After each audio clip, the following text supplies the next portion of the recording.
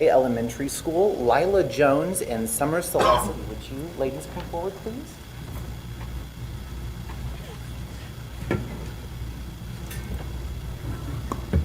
So these wonderful students were chosen by their principal, Angie Carter, to represent Wanda Gray today because they both show wonderful behavior and pride in their school, and they work hard on their academics every single day. They share some other things in common. They both love to go to dance lessons, and they are best friends.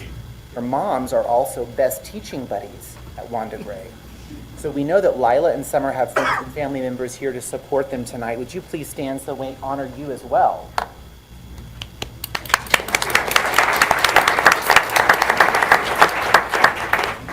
All right, now we ask those who are able to please stand and join us. And Lila and Summer, whenever you're ready, please lead us in the Pledge of Allegiance.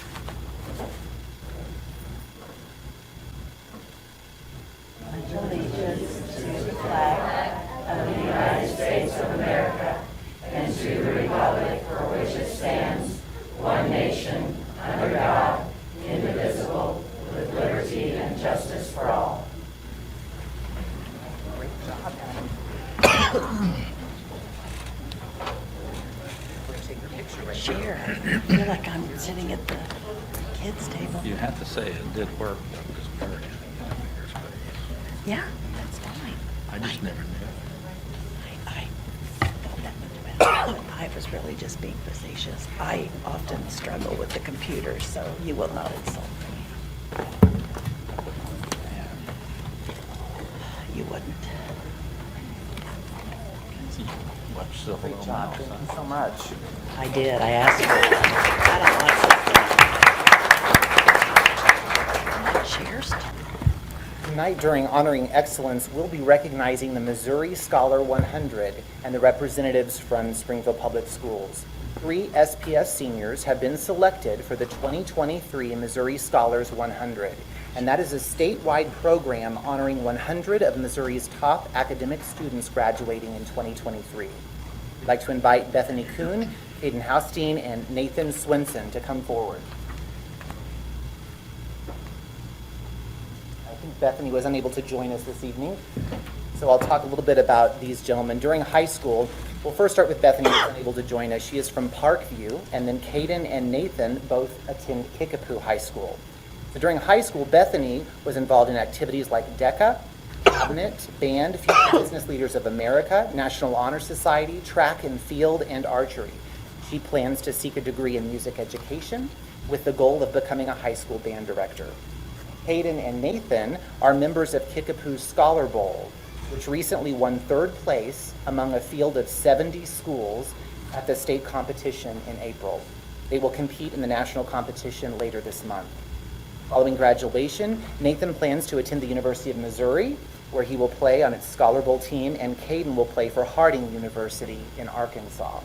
Please join us in congratulating these outstanding scholars.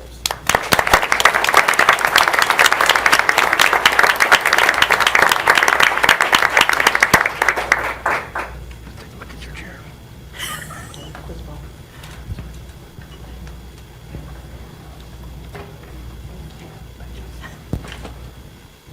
Different topics. Any topic. Like I was back 5 years old trying to sit at the big person's table. And if you're here with Nathan and Caden, please stand as well. We honor you. Thank you for all of your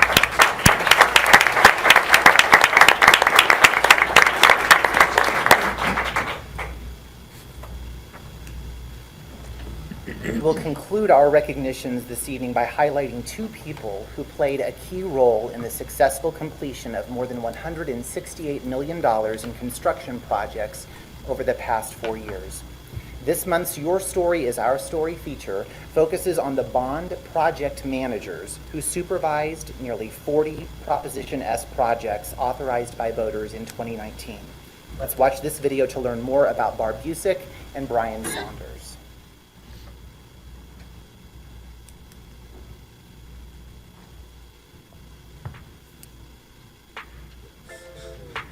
I'm Barb Busick. I'm a bond project manager for the Springfield school system. My name is Brian Saunders, and I'm one of 2 bond project managers for Springfield Schools. and Brian, they're really the glue of the entire department that keeps it together. Without the two of them, the success of these projects doesn't happen. Everything they do is making sure that the projects go off without a hitch. They truly are looking out for the best interest of the students and staff of those buildings, the district. And at the end of the day, without them being the boots on the ground, these projects don't happen the way that they did. We had some of the best team members. I'm talking about some of the better subcontractors, contractors, architects and engineers team. Everyone that works at SPS in accounting and operations and media to make these buildings happen. It takes a village, and it's just neat to see it all come together, that we're all moving in the right direction for a win for our community. They're two of the most passionate people I've ever been around when it comes to their trade. And they truly, truly love what they do. They truly see the value in what they do and their role as an SPS employee and accomplishing the mission and vision of our district. This bond was different in that we had COVID. So we had all those challenges with COVID, having to advance and use more technology than we ever have. Zoom meetings more aggressively, which was new, and there was challenges with that. We learned how to adapt and work with that and use technology between the architects, the engineers. Everybody just had to grab each other's arm and say, we're going to make it across the finish line and work together. It was an agility course for contractors and project managers, but it's amazing what people can do when they work together and they do have a common goal. All of those things are just critical in being able to then move on to the next phase of projects and building that momentum and to continue to provide the best quality learning environments that we can for our students. That's what it's all about. That's what we do. We're building these schools and go through all these processes and all the talent that it takes to make it happen for these kids. Keep them safe, give them a space with which to teach it. That's what it's about.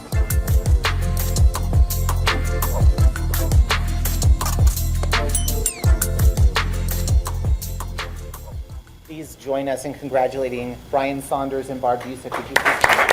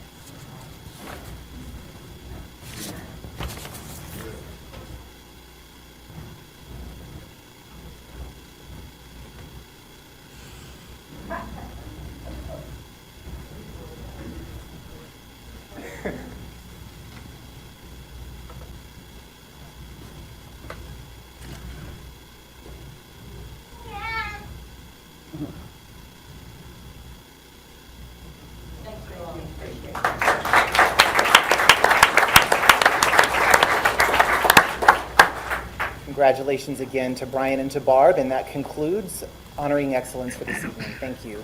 Thank you.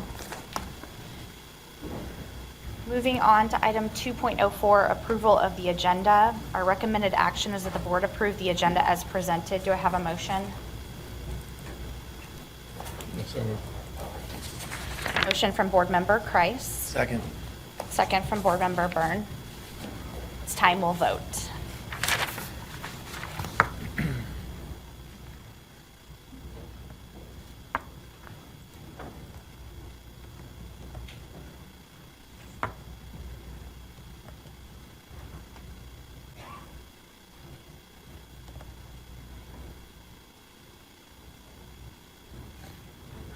Mine has not come up. Me, back in. I'm an I.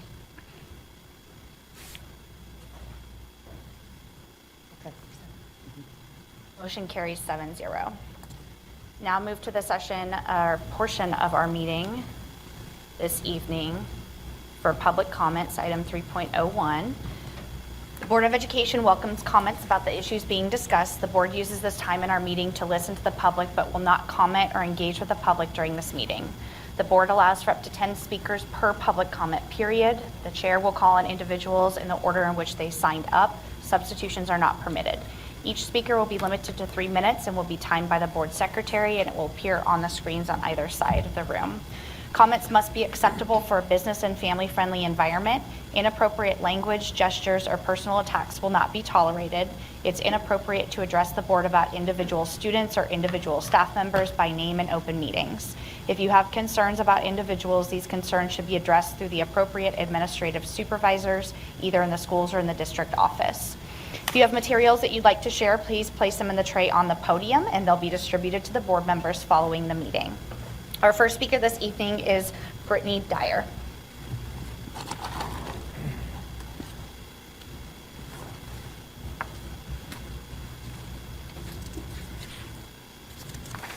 Hello, board members. My name is Brittany Dyer. I'm an SPS parent and an advocate for the LGBTQ+ community. Since I was here last, I've spoken at 2 SPS high schools, and I've had email contact with the others. I've spoken directly with the students that I keep referring to you about. I've sat with them as they discuss the devastation of their close friends attempting suicide as they struggle with depression and anxiety and suicidal thoughts themselves. Over and over and over, I'm hearing the same thing. They just want to be seen, they want to have space to grow as their authentic self, and they want to feel safe at school. Safe at school is the bare minimum we should be able to provide these students. Let's be honest, there's a lot more issues here that we need to be addressing in our district, and trust me, I see that. But it is impossible for us to move forward without a statement of support. This is a foundation of safety that we can build upon, and right now you're building upon the faulty ground. We can build new schools, we can start new career programs, we can have the best teachers in the country, but it means nothing if our students do not feel safe. My heart breaks for kids growing up right now because it is hard, it is difficult. They are watching as their own government tries to erase them, stripping away access to gender-affirming care, spending 5 months continually attacking the LGBTQ+ community. And trust me, this type of hateful rhetoric is reaching their ears. It is not the responsibility of these students to continue to scream for their protection. We have tried, advocates have stood here, parents have talked to you, and all that we have done has fallen on deaf ears. It is the responsibility of those who sit in power, those who sit in privilege, to speak up for those who are marginalized. We need allies and support for the LGBTQ+ community more now than ever in my entire life. Simply put, we cannot do this alone, and these students should not have to. I want to also remind you that just a few months ago, this board heavily debated if there was still a need to focus on DEI. You argued over if SPF students experience microaggressions, and then this past week, you had a high school teacher who was fired for using racial slurs. It seems almost laughable that you argued about microaggressions whenever they're experiencing actual aggressions in the classroom from their teacher. You have heard over and over dozens of public comments from teachers, from students, from parents, from residents, all telling you how much Springfield wants you to support these communities, support these marginalized groups, because we already do. So please, for once, just listen to us. Please issue a statement of support for the LGBTQ+ community, and you should greatly consider as a board issuing a statement and an apologies to our students of color in our district for the comments that were made by this teacher. Thank you. Thank you, Brittany. Our next speaker is Melania Sylvester.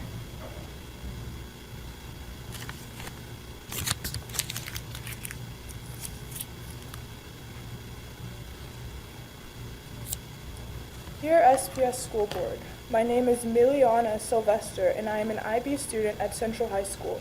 I'm committed on a full ride to play Division I volleyball at the University of Hawaii in 2024. I also have 8 siblings of multiple different ethnicities in the SPS district, a sophomore at Central, 2 6th graders at Jarrett Middle School, and 5 elementary-age brothers and sisters who attend Roundtree, so trust me when I say I can speak for a wide range of student voices. Today, around 1 in 5 Gen Z students identify as part of the LGBTQ+ community. That is around 1,386 students in this district alone. A simple Google search will show you that 1 in 10 of those students struggle with suicidal thoughts and ideations. Add the word Black in front of your search, and that number goes up almost 30%. With the recent dangerous state legislation and emergency rulings that have been enforced among the stated vulnerable groups of people, I am here, along with countless other voices you've heard for over 8 months, to ask for a statement of support for the LGBTQ+ students, faculty, and staff in the SPS district. On the face of the SPS website, it reads a short statement. The first part says, committed to the well-being of each student. This should include LGBTQ+ students.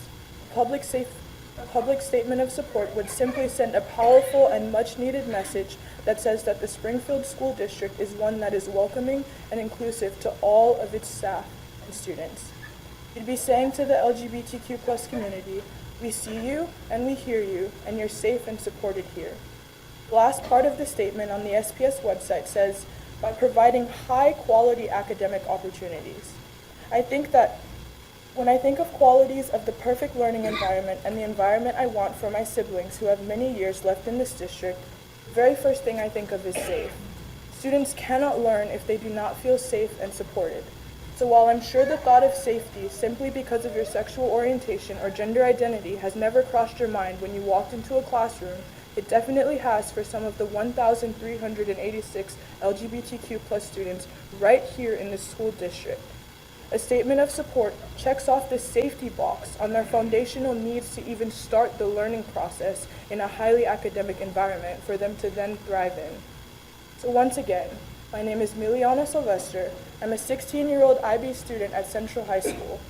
I have 8 siblings in the SPS school district, so I can say that I speak for a wide range of student voices when I ask for a statement of support for the LGBTQ+ students, faculty, and staff.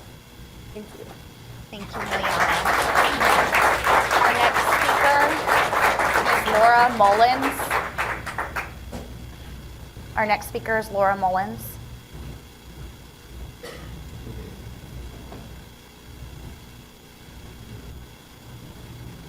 Good evening. I come to you again tonight to speak on behalf of the hourly workers represented by SNEA. During the April meeting, SPS administration gave the rationale for moving away from annualized pay as a recommendation from the auditors.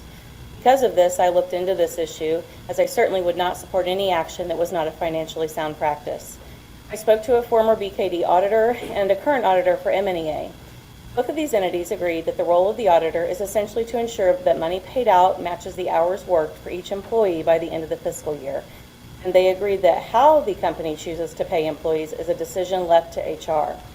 Additionally, I reviewed the most recent audit report submitted by the SPS auditor on payroll practices, and there were no concerns mentioned regarding annualized pay.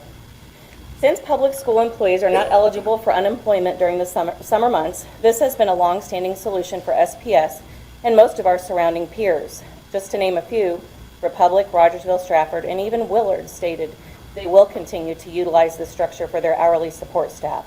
Additionally, even some private schools in our area, like Greenwood, employ this practice. We currently have 77 openings for just paraprofessional positions alone, and with the new discipline plan putting them on the front line of the program by running the focus rooms, we cannot afford to lose more. During my conversations with the auditors, I asked about the practice of our new Chronos system that allows for a 7-minute buffer in which employees are not paid. Essentially, an employee that may need to clock in early to answer a ringing phone, let a student inside who was dropped off a little too early, or get started on a delivery truck that had already arrived will not be paid for that time, as the system will round their time up to the next 15-minute increment. Although this may seem like a minuscule amount of time, over the course of a year, this could account for over 30 hours of unpaid work time. Because this causes an imbalance between actual time worked versus time paid, the auditors said this would definitely be a concern, if not a violation. In our recent email exchange, admin said that they take issue with the support staff saying they feel unheard. Fortunately, the public is not.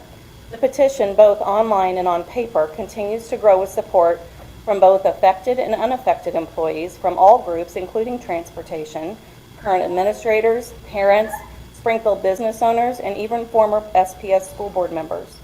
While I know we are told this may take additional time to set up with Oracle, I would like to remind the board of some of the items you have approved this year that have similar price tags: a set of bleachers, 5 robot floor cleaning machines, and a year's worth of trash service. While every pay system has potential issues, annualized pay is an acceptable and widely used practice in school systems. And because of SPS's changeover of systems, this might require an upfront investment of a little bit of time and money. But what you are really investing in is your people, and that should be worth any price. I'm appealing to you to work with administration to find a way to make this work for everyone. Thank you.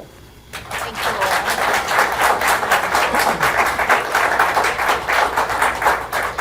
Our next speaker is Dr. Kyler Sherman Wilkins.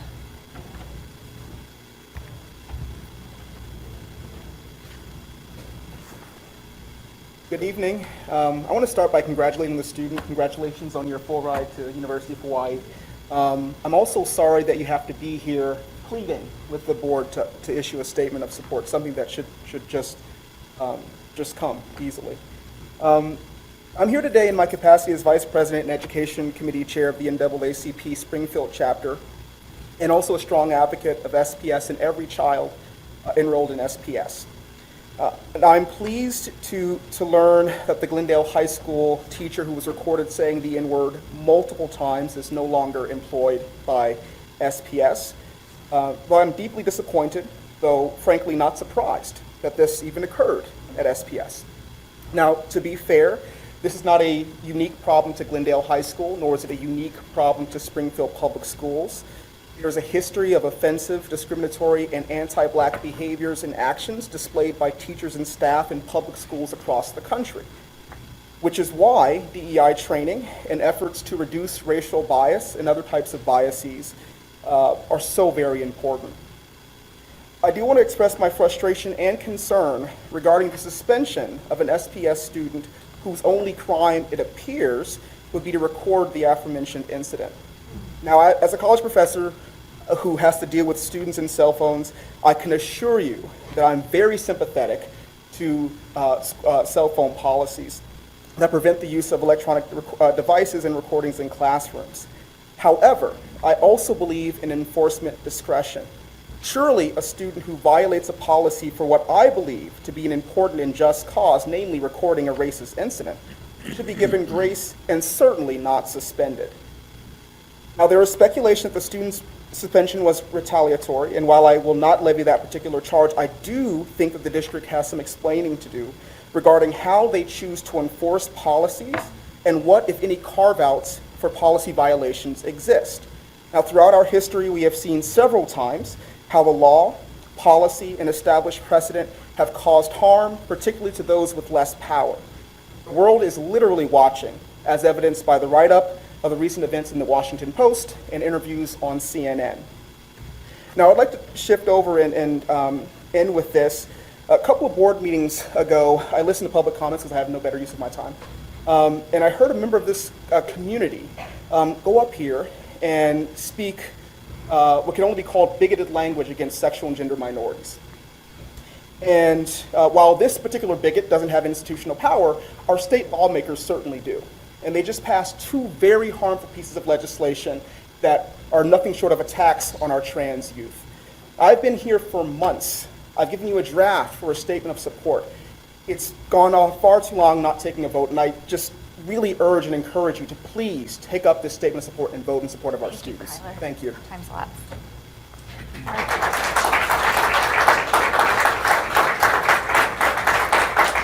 Our next speaker is Samuel Davis.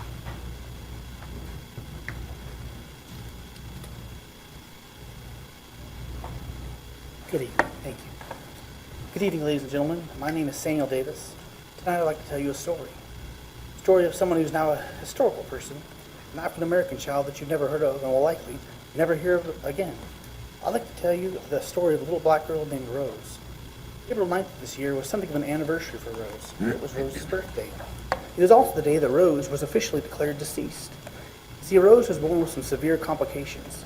She only lived about half an hour, just long enough for her mother to hold her into her arms and then watched as her only daughter passed on. This event was one of many that led Rose's mother into a life of serving, protecting, and educating the many children that society often gives up on. From Native American children on reservations to state school children with severe disabilities to the middle and high schools where Rose's mother would teach children with special needs, Rose's mother took it upon herself to encourage, educate, and advocate for every single child as though they were her own. While many of the children Rose's mother served had challenges, Rose's mother made certain they were all cared for. For the Native children who often showed up to her class too late to eat breakfast, Rose's mother used her own money to keep her classroom stocked with snacks. For the state school students, who were sometimes violent, Rose's mother would continue to show up every day, often carrying home physical wounds and scars. For the at-risk children at the high school where she teaches, Rose's mother regularly gives up her lunch and conference times to work with students struggling to pass classes. Unfortunately, not every student wants help. One young man, a minority student in the class of Rose's mother, often makes bad decisions, skipping class to hang out with friends, texting with peers during class time, making derogatory comments about his teachers. When teachers redirect him, unfortunately, his routine cry is racism. Whenever he and his peers are asked to stop being loud in the hall, their cry is racism. When this student is asked to stop texting during class time, his cry is racism. And when, during a fire drill, he asked Rose's mother if the class would be dismissed by race and if the black students would be allowed to leave first, and was told no, his cry was racism. Only this time, he got a few of his friends, and they filed an official complaint with the district. And that's why I'm here tonight, because the district's investigator chose to take the unsubstantiated allegations of a single truculent student and his friends as gospel, ignore the signed statement of a second staff member who was present for the event, and refrain from speaking to any of the staff members who could speak to the nature and character of either Rose's mother or the wayward student. Since the time that Rose's mother tried to answer the allegations brought against her, and was told by the district's investigator, no, you speak, I listen. Or sorry, no, I speak, you listen. Not a single person from the district has bothered to sit down and have a conversation with Rose's mother, or even pick up the phone to give her a call. While the week of April 9th, the birth and death of a little black girl named Rose, will always be difficult for Rose's mother, unless this board intervenes, it will also, from this point forward, also mark the date that Rose's mother was forced to resign her position over baseless accusations from a single wayward student and investigator who couldn't be bothered to conduct a thorough investigation. I hope that you'll remember Rose's story, and I hope that you'll remember Rose's mother. Thank you for your time. Thank you, Samuel. Our next speaker is Emily Bowen Marler.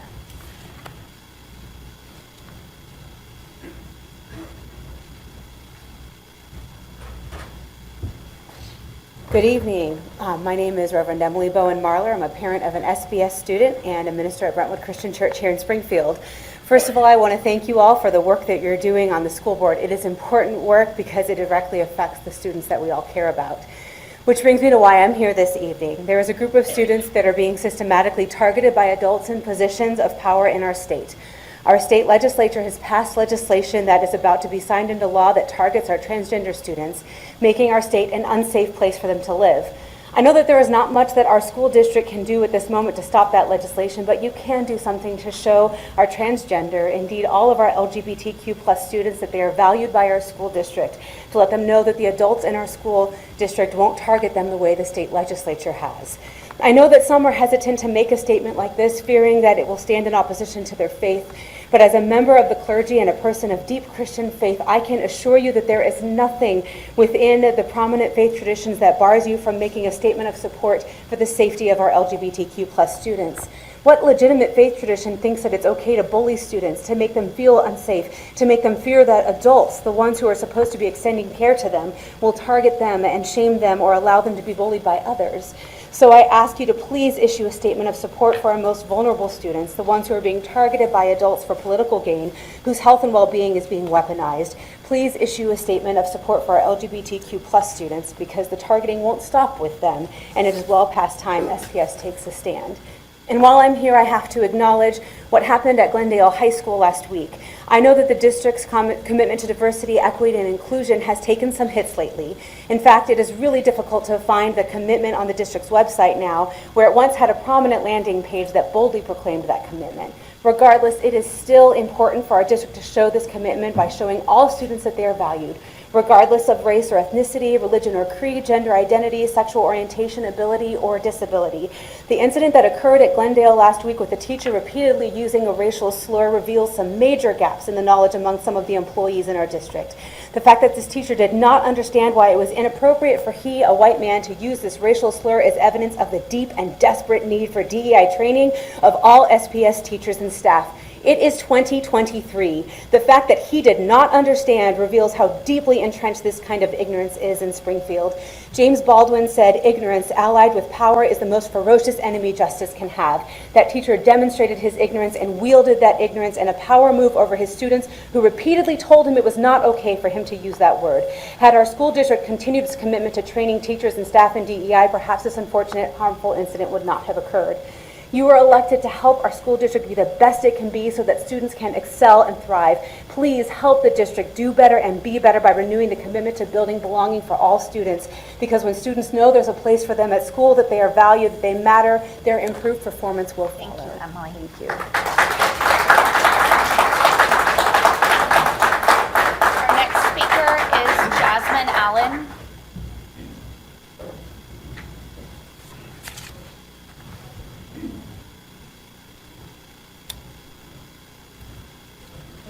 Okay, Thank you for your time.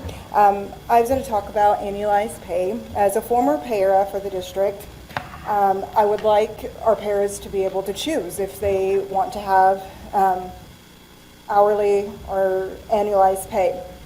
As a mother of someone that their daughter went through cancer treatment, they also, other districts donate their unused sick days. That could also be something the district could look into.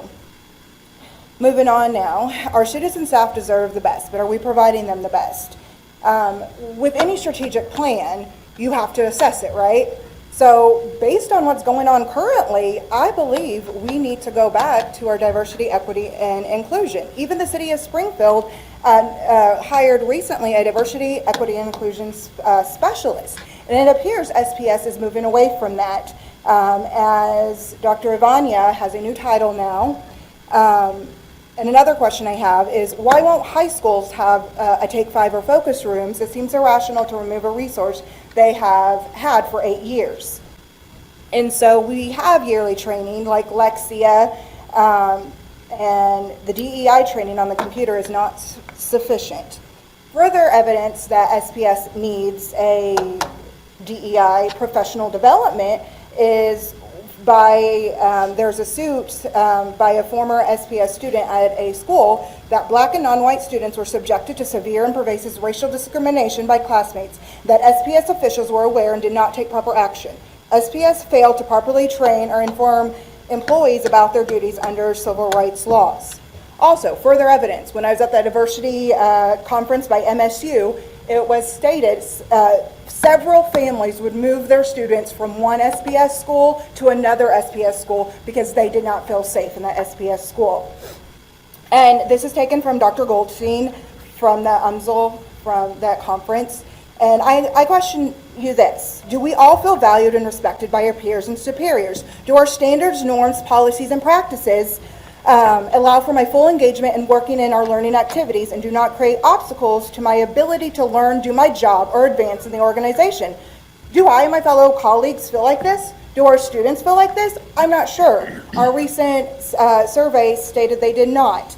And also, I'm thankful for partnerships with CFO. I'm asking again, could we fund music enrichment for our students? It not only benefits neurodivergent kids, also neurotypical kids with their mental health. And I thank you all for your time. I normally would stay, but I have to get to my daughter's recital. You guys have a good day. Thank you, Jasmine. Our next speaker is Deshelle Minks.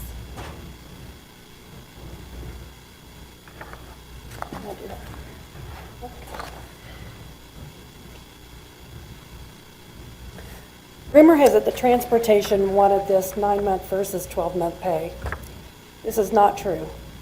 It is almost a daily conversation in our break rooms, and it's pretty agreed that no one wants this. It's to my understanding that one new driver went to the state auditor because he didn't understand the formula HR uses for annualized pay. HR was audited, and it was recommended that they go to 9-month pay.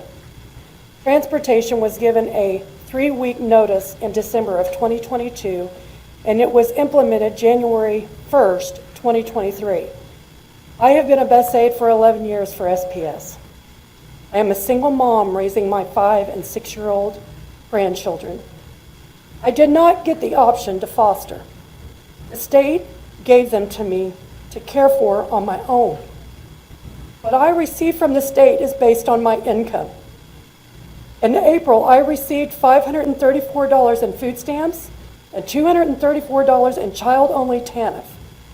Due to submitting my pay stubs for my recertification in May, I received 0. DFS said I have to qualify according to my gross income. Then after approval, they base your amounts on your expenses. I have provided you with proof of my denial with DFS, and as well, my last 2 check stubs versus the same 2 weeks in 2022. I'm supposed to save to pay myself for unpaid days, and there's nothing to save. Even if we work summer school, What about the rest of the summer? Fall break, winter break, spring break, and teachers' work days. Plus now I will have full expense on groceries and daycare. Some people that draw a disability will be forced to quit because they make too much up front. Families in need like me will be forced to find employment that pays their bills every month. Some will be forced to retire to pay themselves and come back to work part-time. This is what I'm getting feedback from in conversation with fellow workers. This is real. It's already been implemented on us. It's not been yet implemented on the rest of the staff, which makes me believe that it really did come and generate out of transportation that someone complained. If it ain't broke, we don't need to fix it. Annualized pay has worked in this district and many others for many years for a reason. Thank you for your time.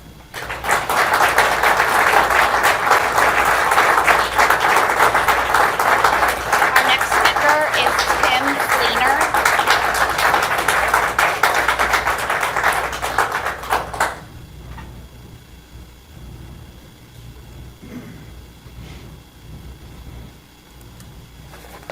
Good evening. In the 17th century, the need for public school education was recognized by the Puritans living on the American shores. This population determined education was essential both for teaching basic academic skills and core religious values. Massachusetts Bay Colony decreed in 1647 that towns of 50 people should have a public elementary school, and those with populations over 100 should have a Latin school. The primary function of these schools was to teach reading so that children could learn to read the Bible. For the last 60 plus years, public reading and praying in schools have been banned by the Supreme Court. In 1980, the Supreme Court said the posting of the Ten Commandments was a violation. Our own American freedom gives us the ability to believe in whatever we want. My belief might be one thing, your belief might be something completely different. To come up with our own beliefs, we might rely on our own thinking or our own feelings. We have moved truth aside to make way for our own thinking and feeling. If we run these schools based on my thinking or feeling, we'll be wrong. If we run it based on your thinking or feeling, we'll be wrong. If we run these schools based on truth, then we'll be going in the right direction. The Bible is truth. Just as our forefathers taught their children, so should we teach our children the truth. The great teacher, my Lord, said, "If you abide in my word, you are truly my disciples, and you will know the truth, and the truth will set you free." That is where true freedom lies. Leaders, I pray for you every day. I pray for you guys that you will help bring God back in school where he belongs. Thank you. Thank you, Tim. Our next speaker is James Miller.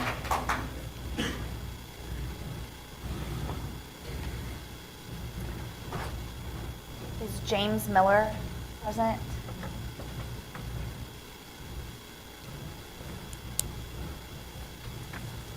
Okay. We will move on then. That concludes our public comment portion of our meeting. Moving on to our consent agenda, the recommended action is that the board approve consent agenda items 4.01 through 6.01. Do I have a motion? I make a motion that we move. Thank you. Motion from Member McCoskey. Do I have a second? Second from Member Thomas Tate. There's been a motion and a second that the board approve consent agenda item 4.01 through 6.01. Is there any discussion? Seeing none, we will vote.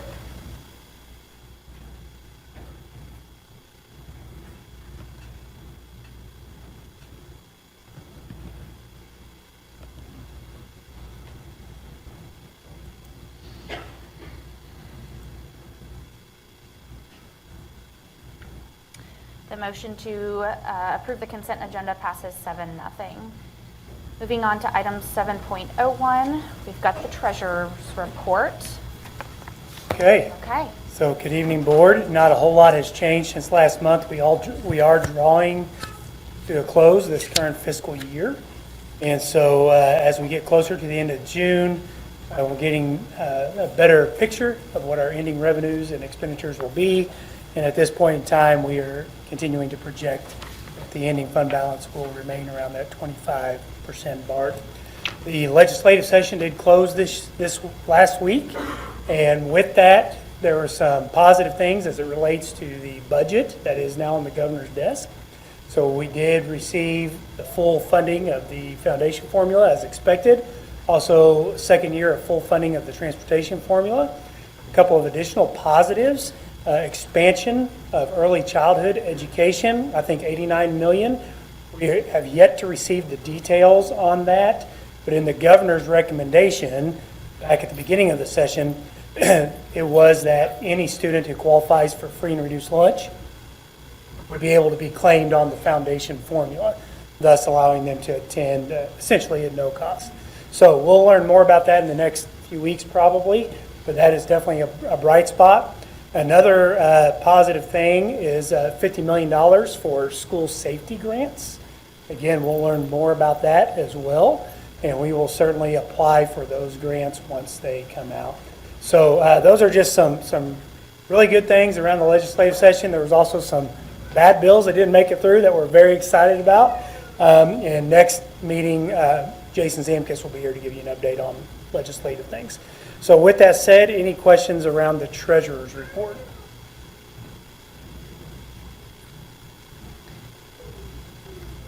The recommended action is that the board approves the treasurer's report as presented. Do I have a motion? Make a motion that we move on the treasurer's report. Thank you. Member McCoskey's made the motion. Do I have a second? Second. Board member Thomas Tate has a second. Any further discussion? Seeing none, let's vote.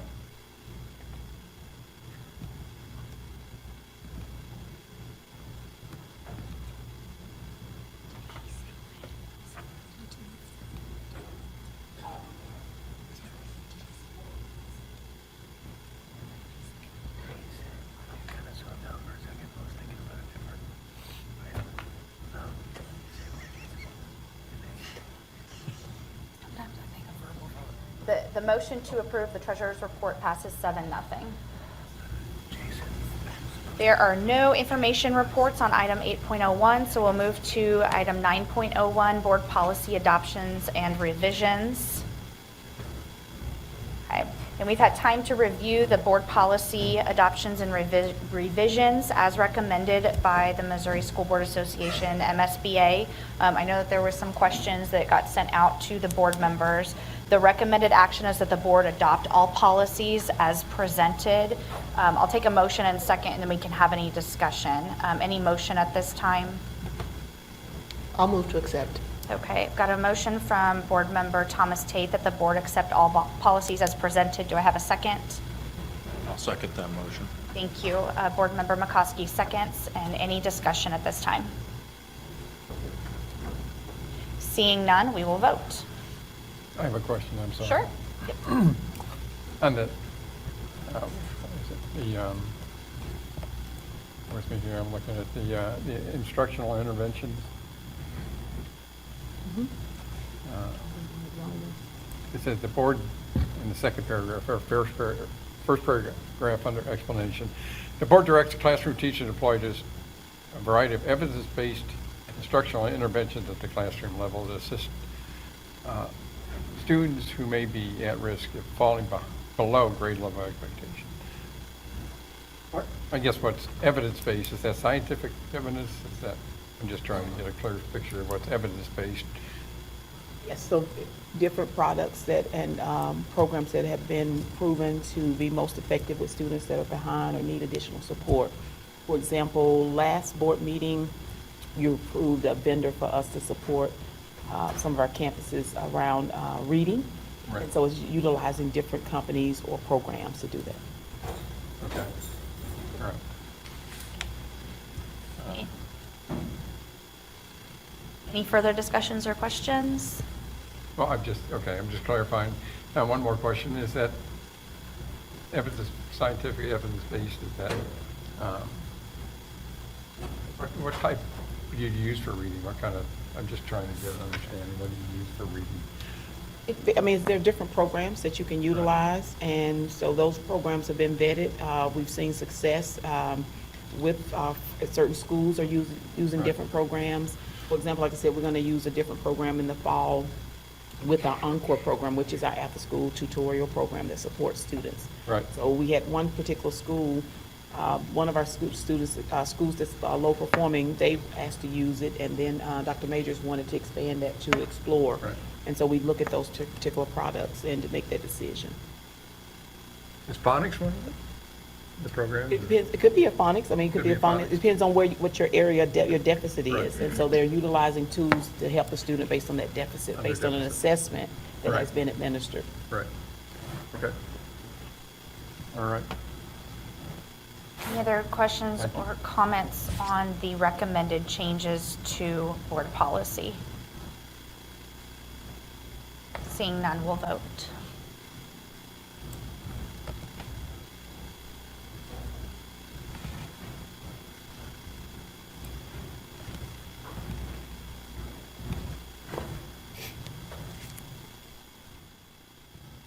Okay, and the motion to adopt policies as presented passes 7-0. Moving on to item 10, new business. Item 10.01, Bissett Elementary. Dr. Shaw is here to visit with us. Good evening. The city is once again requesting a permanent sidewalk easement, which will construct a sidewalk this time up from Hillcrest Avenue that is to the existing sidewalk on Bissett School property. The total amount of land is very small. It represents only 0.06 acres of that property that they will construct the sidewalk. They will be responsible for, city will be responsible for all costs associated with the construction of the sidewalk, as well as restoring the grades, drainage, and the vegetation of the site.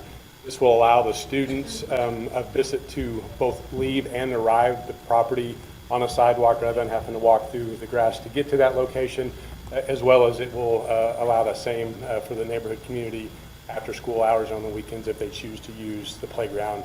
And so it's really positive for both the school and the city as well.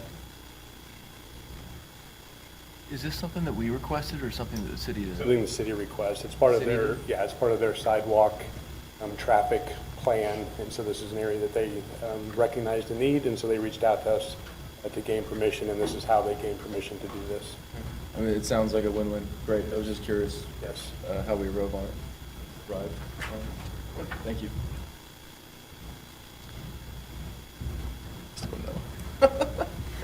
Okay. The recommended action is that the board, this is a long one, hold on with me here. That the board authorize and approve granting a permanent sidewalk easement to the city of Springfield, Missouri for a sidewalk on the Bissett Elementary School property that will connect a sidewalk that extends from Hillcrest Avenue to the school property. The president of the Board of Education is authorized and directed to execute the sidewalk easement on behalf of the district. There's a typo in there. Yes, execute the sidewalk easement on behalf of the district. Do I have a motion? So moved. Thank you. Board Member Mohammed Khani makes the motion, and do I have a second? Second. Okay, thank you. Board Member Thomas Tate with the second. Any further discussion? Seeing none, we will vote.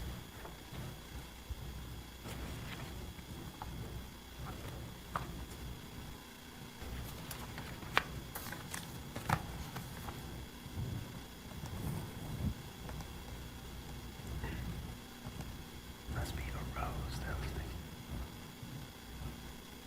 As soon as it came out of my mouth, I was like, you're very chatty. Okay, the motion for the sidewalk easement passes 7-0. Item 10.02, resolution for the sale of $190 million of our 2023 bonds. Dr. Mulford's here. All right, last board meeting, we mentioned that today was the day that we were going to take bonds out for sale, take them to market. And so this afternoon, after that sale was complete, documents were uploaded in the board packet for you to review. Most of it is legalese.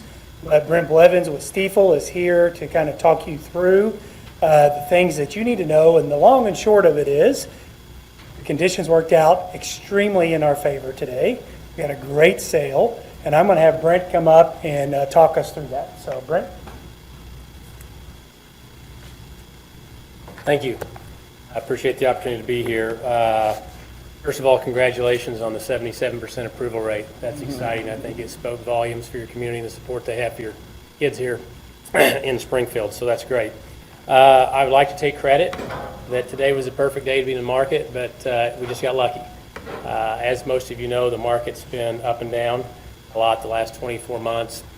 I was here in January for a presentation. Took quite some time going through the process. We talked about how conservative we were being as we're going through and pricing these bonds, and how we built in a lot of interest rate cushion, couponing cushion, to make sure, knowing that we were going to price these in May, what's going to happen in the market between then and now. Fortunately, it's actually stable and actually came back to us from that point. If you recall, we were talking about interest rates are in the mid-4s, coupons in 5s, maybe 6s, looking 4.5%, 5% rate. Well, we're going to tell you here in a minute, we got much better than that. We actually had all maturities oversubscribed, which is very good for me when I'm looking at our Prio screen and the blue is filling up and we're oversubscribed 3, 4, 5 times in each maturity. What happens when that happens is we reprice that, which means we increase the price to investors, which lowers the yields and lowers the interest rate for the district. So we're actually able to reprice and get some additional bumps than what we expected to get as of yesterday and even this morning. So it was a very, very good day in the market. We issued $190 million in par. We have a very diverse sale when we go in and price these bonds. We sell some premium, some discount, and some par bonds. The reason is we're trying to get you the most proceeds with the lowest interest rate. So we're able to actually generate less costs, $201,339,219. The reason we're keeping the remaining authorization for the district is for IRS reasons. You have to expend 85, we would have went and got them all, right? Because the reason we're doing this, for number one, is interest rate. The markets are good right now. We want to alleviate interest rate risk. We don't know where they're going to be 3, 4, 5, 6 months from now as your draw schedule starts coming through your construction prices and you're having to expend those proceeds. So we want to make sure to get rid of that interest rate risk. And the last reason is that you'll be able to invest these bonds. So when we get these deposited in your construction fund on the closing date on 6/6, you'll actually gain more interest on those investments, so you're going to be paying on those interest rates. You'll probably be invest 4.5%, and you're going to be looking at a 3.86 tick. So you're going to be making more money than what you're paying on those bonds. So it's a good time to be in the market. My partner, Joe Kinder, and I, we were looking at this morning when it closed. He reminded me when he started in 2007, October 1st of 2007, the 1-year MMD, the 1 year, for a 1-year bond was a 350. So you're looking at, $190 million in par, total proceeds of $202 million and change, with a tick of a 381 and a bond yield of a 367. So a bond yield is basically what you're probably going to pay on those bonds. We have a 9-year call on this deal, which means in 2032, the district can come back in and refund those bonds or refinance those bonds. If the market stays anywhere where it's been in the last 20 years, you'll be able to do that and save additional dollars. Reason being is now it's an 11-year deal instead of a 20-year deal. It's a shorter deal. And if the rates stay close to where they're at today, you'll have to go back in and probably pay closer to that 367. So again, a tick, a true interest cost of a 381, which is a yield of the worst. That's a fixed rate. If you're never able to refund those, you'll pay a 381 all the way out to 20-year maturity. But we estimate you would be able to refinance those in 9 years and get a 367. We did go through a process with S&P rating. I will tell you right now that Dr. Mulford, Dr. Shaw, and Mrs. Stassel was engaged in a very long conversation with S&P. They take a very deep dive into your school district, policies, procedures, finances, long-range planning. They also take a very deep dive into your community. They look at your assessed value growth, your income, your average income household, several different economic factors that they look at. The district's a AA rating, which is very, very good. It's probably in the top 10% or higher, maybe top 5% in the state of Missouri. So that's a very, very strong rating because your community is growing, your district's doing a fine job in regards to their finances and long-range planning, and your folks did an excellent job on the call. So you got a very, very high rating with a AA. What that means is that your investors, we have 350 bond salesmen with 250,000 investor accounts today.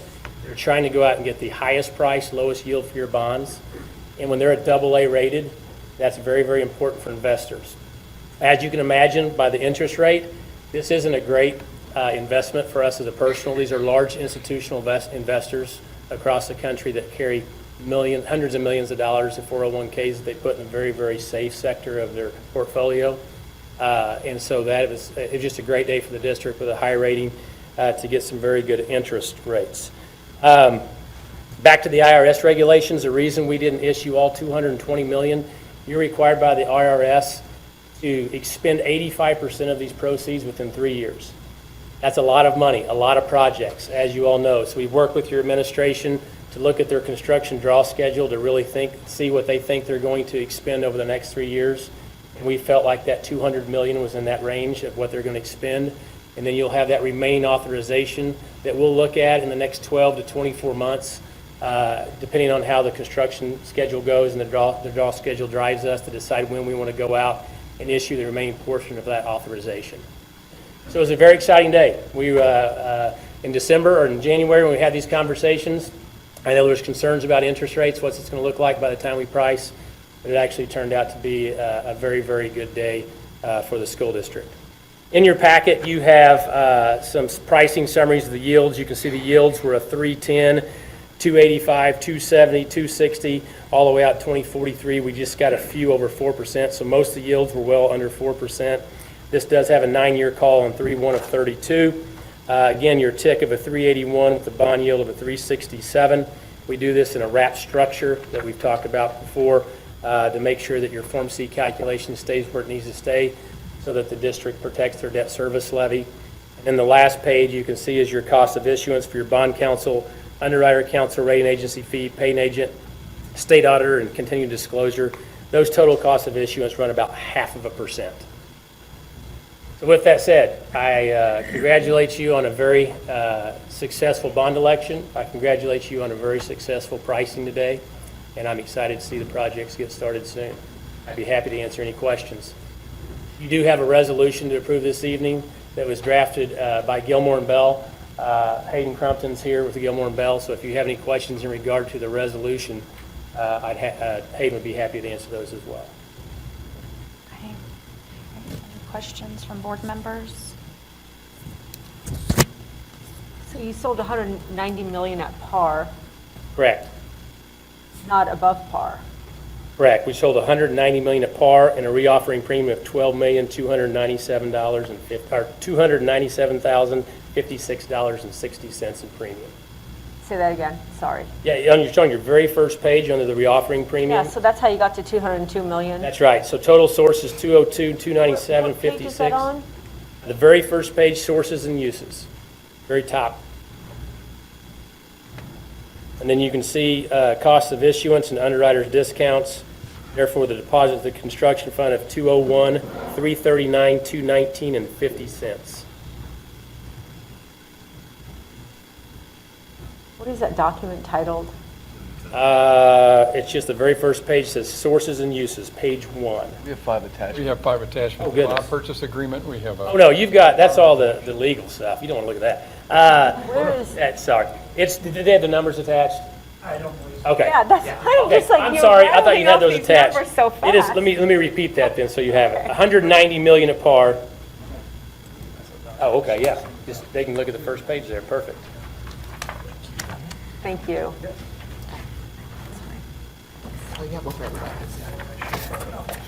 So the very first page, you can see at the top, $190 million. That's when you went and reoffered because you saw them filling up? Correct. Okay, got it. We look at the market and really decide what's the best way to sell these par, discount, premium, that we can get you the best rate with the most proceeds. So you didn't have to sell premium, but somehow it's because you went and reoffered, so you did get some premium? Correct, we did get premium Okay, bonds. so it yes. wasn't all at? Yes, okay. correct. It wasn't all par? No. That's why I was like, no, how'd you no. go from 190 to 202 No, if it's all par? Okay, No. got Yeah, it. we've had a mix of par, premium, and discount bonds.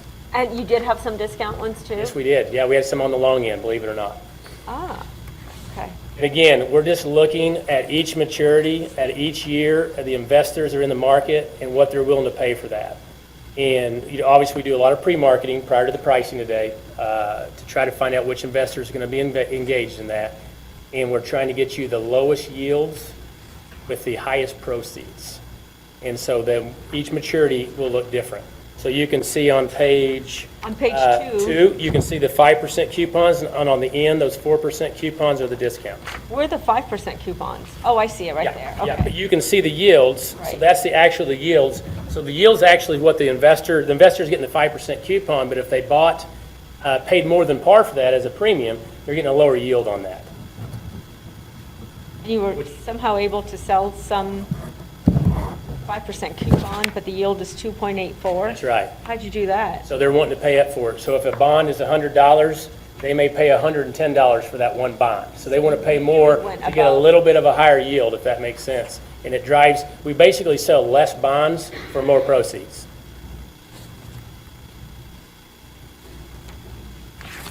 Thank you. You're welcome. Any other questions? Thank you, Dr. Murphy. And I appreciate Brent and Hayden being here. Both Gilmore and Bill and Stiefel have been great partners to work with. Customer service is fantastic, and we look forward to our continued partnership. If any of you would like that numbers document electronically, just let us know. We'll send it to you. We only attached the legalese in the board packet. So, all right. All right. Thank you, Dr. Mulford. And yes, thank you for being here this evening. Okay, another long recommended action. The recommended action is that the board approve the resolution authorizing and directing the issuance, sale, and delivery of $190 million principal amount of general obligation school building bonds, Series 2023 of the School District of Springfield, R12, Springfield, Missouri, prescribing the form and details of said bonds, providing for the levy and collection of an annual tax for the purpose of paying the principal of and interest on said bonds as they become due, and authorizing certain other documents and actions in connection therewith. Do I have a motion? So moved. Thank you, Board Member Kreis. And do I have a second? I'll second it. Okay, and thank you. Second from Board Member Mohammed Khani. Any further discussion? Seeing none, we'll vote.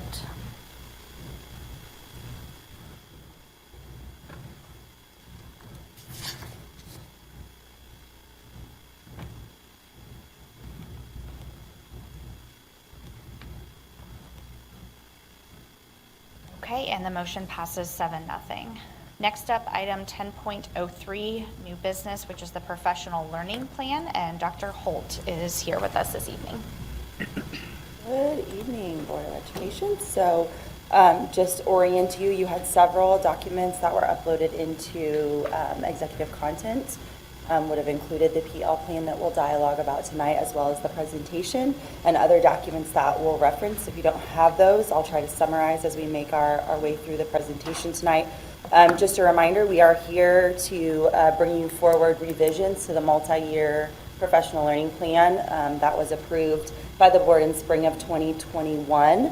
We have an update for you now. You'll notice that the professional learning plan, this multi-year plan, will run us through this time next year, so 2024. But with the shifts to the strategic plan that was approved in December, the advisory that we'll talk about in a minute made some adjustments to the plan. So that's what brings us to the table tonight. So as always, just to acquaint you to what our purpose will be for tonight, our plan is to give you those specific revisions that will be for the plan from 23 to 24. And as always, per state guidelines, to give you some ideas around the FY20 allocation of the 1% funds that are dedicated to the professional learning of our certified staff. So tonight we will not dive into the historical context or the entirety of the plan. You've seen that plan in prior, and this is just to update you to those revisions. So we won't spend time on that tonight. So again, I'll situate the agenda in this way. We are going to just review, with the addition of new board members, just the professional learning guidelines that come from the state. We'll just do that briefly. Then I think it's important to make sure that we know relative to the alignment that is specific to the PL plan that deals with the strategic plan. Annually, we survey all certified staff to find out what professional learning needs they might have. So I'll give you brief information from the needs assessment. Then we'll talk about the revisions and finally conclude by talking about the budget that's forecasted for FY24. So just a brief reminder, you've seen these highlights before, but we do have some guidelines that are provided by the state of Missouri. This document is lengthy, and we're happy to share that in its totality if it supports anyone's thinking, but we pulled out the most salient points for you tonight just to remind you about why we do what we do relative to professional learning. So we are required to establish what the state calls a professional development committee. We in SPS call it our professional learning advisory. You've seen the link to the document that houses those member names and their locations, and we'll talk more about that in a moment, but that is a requirement. The function of that professional learning advisory is to develop the plan as well as to support thinking around how we allocate the funds as they represent the teacher voice in the process. We also are required to provide a plan to the state for professional development. A part of that is how we allocate the 1% from the formula that goes specifically to developing our certified staff. And then we have to make sure that that plan aligns to the current strategic plan. And you can see there in the last bullet that the reason we're here tonight is because anytime there's a revision or an update that we make in consultation with district administration, we have to present that to the board for approval. So just to give you the guidelines of why we're here and what our purpose is. So this document really showcases what's on this slide, that breaks it down to you to see where those teachers are. So specific, the PL advisory is an elected body, right? We do have some appointed members, and you can see those listed as well. Requirements are that teachers are employed full-time to be a member of the PL advisory, that they serve in rotating terms so that we're always accounting for new membership, if you will, new thinking to teachers that may be veterans, some that may be more new in their time in the system. So we're always getting in a cadence of getting the best people to bring forward new thinking and new ideas. And we are required to hold an annual election for that. So people have the opportunity to apply to be a part of open seats that might exist on the advisory. I will pause for a moment. While I am standing up here delivering the board update tonight, I represent the body of the advisory as well as the professional learning team. So if you are here tonight as a representative for the PL advisory, will you please stand? So just to take a minute, Angie Carter serves as one of the appointed representatives. She's one of our principals. So if you have specificity later about specific questions of how that interacted, you can pose those to them. Tiffany Lindley is here as well. Christopher Davis, Angela Boyer, and Martha represent the facilitators of the PL advisory that just guide the work of those teachers as they come. So if we could, they're standing in the gap for all the teachers you see listed, so please thank them for their commitment and time.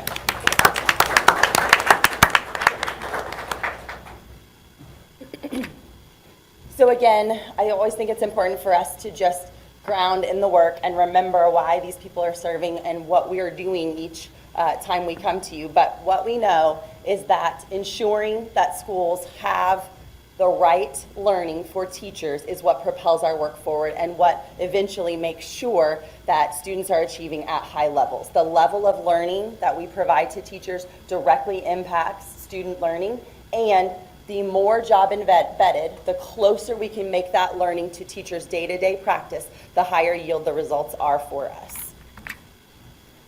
So you heard me talk already about the alignment to the professional learning plan to our CSIP, or to our strategic plan. So you are very familiar with what lives on these slides. We've been talking about it for quite some time. But the advisory really wanted awareness to be brought that as they looked in totality of the new strategic plan, much of the work that they revised or that they added to the strategic plan lived in the priority of success-ready students. So specifically in the objectives that you see on the screen around Objective 1.1, which is continuous growth toward mastery, 2, which is about the implementation of curriculum, Objective 1.3, which deals with positive classroom environment, something that we've also been spending quite some time talking about, and really Objective 1.5, which speaks specifically to high quality PL. So that's the alignment the advisory found to the new strategic plan. So I'll spend a little bit of time briefly talking about the needs assessment survey. So that is a link that was within the professional learning plan so that you can see those questions specifically. But we annually survey our certified staff members. So everyone is sent an electronic survey to respond to share how professional learning is happening both at the site specific and the district level. So you can see this is our yield on responses for this year. We had about 1,100 responses, which equates back to a response rate of 53%, which we'll come back to that in just a little bit. Just to give you context, the survey window lived around the spring break time, which we know there was already a carved out day for professional learning in that band where teachers could take that survey if they didn't take it outside of other work time. And the initial emails and reminders were sent out several times. So we don't just send it once and hope that people take it, right? We follow up multiple times to get as much response as we can. So that gives you some information about who took it and when. The next two slides will really talk about key data points that the advisory pulled out to help them guide some revisions that they made to the strategic plan. So I'll talk about it in two particular bands. So we'll group the first 4 questions, if you will, together.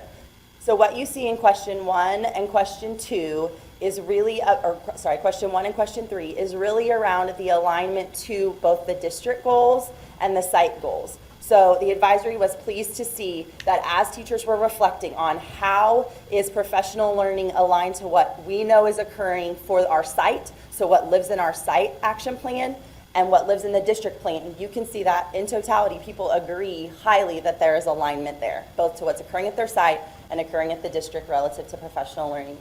When you look at questions 2 and 4, that speaks specifically to the impact of professional learning being essential to student achievement. So what I'll point out there is you can see high agreement from teachers that it is essential to improving student achievement. Where you start to see some discrepancy is the learning that's provided at the site level versus the learning that's provided at the district level. So I'll also surface, and conversation and dialogue occurred in the advisory about, we took a pretty consistent, right, stance on what learning we were going to provide to our teaching staff this year. There was not a lot of autonomy to what we were going to support teachers learning relative to. That was linked to academic priorities and to what we thought was the trajectory of the strategic plan in advance. Just knowing what our academic priorities would be and then knowing what the strategic plan could take shape to reveal. And so what we know is when that happens, when we tighten up and say the learning is going to be about this and maybe less personalized than we've had the learning be in the past, we see a dip sometimes in what the feedback is that's provided. The bottom 2 speak specifically to the learning that is occurring in grade level or content level teams at our sites. So we label that PLTs when we get to the site level. Professional learning communities is what we do in our departments in the larger district model that we subscribe to. But when we talk about the English department at Kickapoo meeting together, right, that's their professional learning team. Those that teach the same content and are collaborating around the data that comes from their work with students. The 3rd grade team at Wanda Gray is a professional learning team, right? So you can see our commitment to making that a priority. Teachers are agreeing, A, that they have the opportunity to be in PLTs with their peers, and that they recognize that process as being committed to continuous improvement. So those were all pieces that the advisory acknowledged show momentum in the work that we're doing. There are several types of questions that live inside the needs assessment survey, but in particular, the advisory is always curious about, of all the professional learning that we provide in SPS.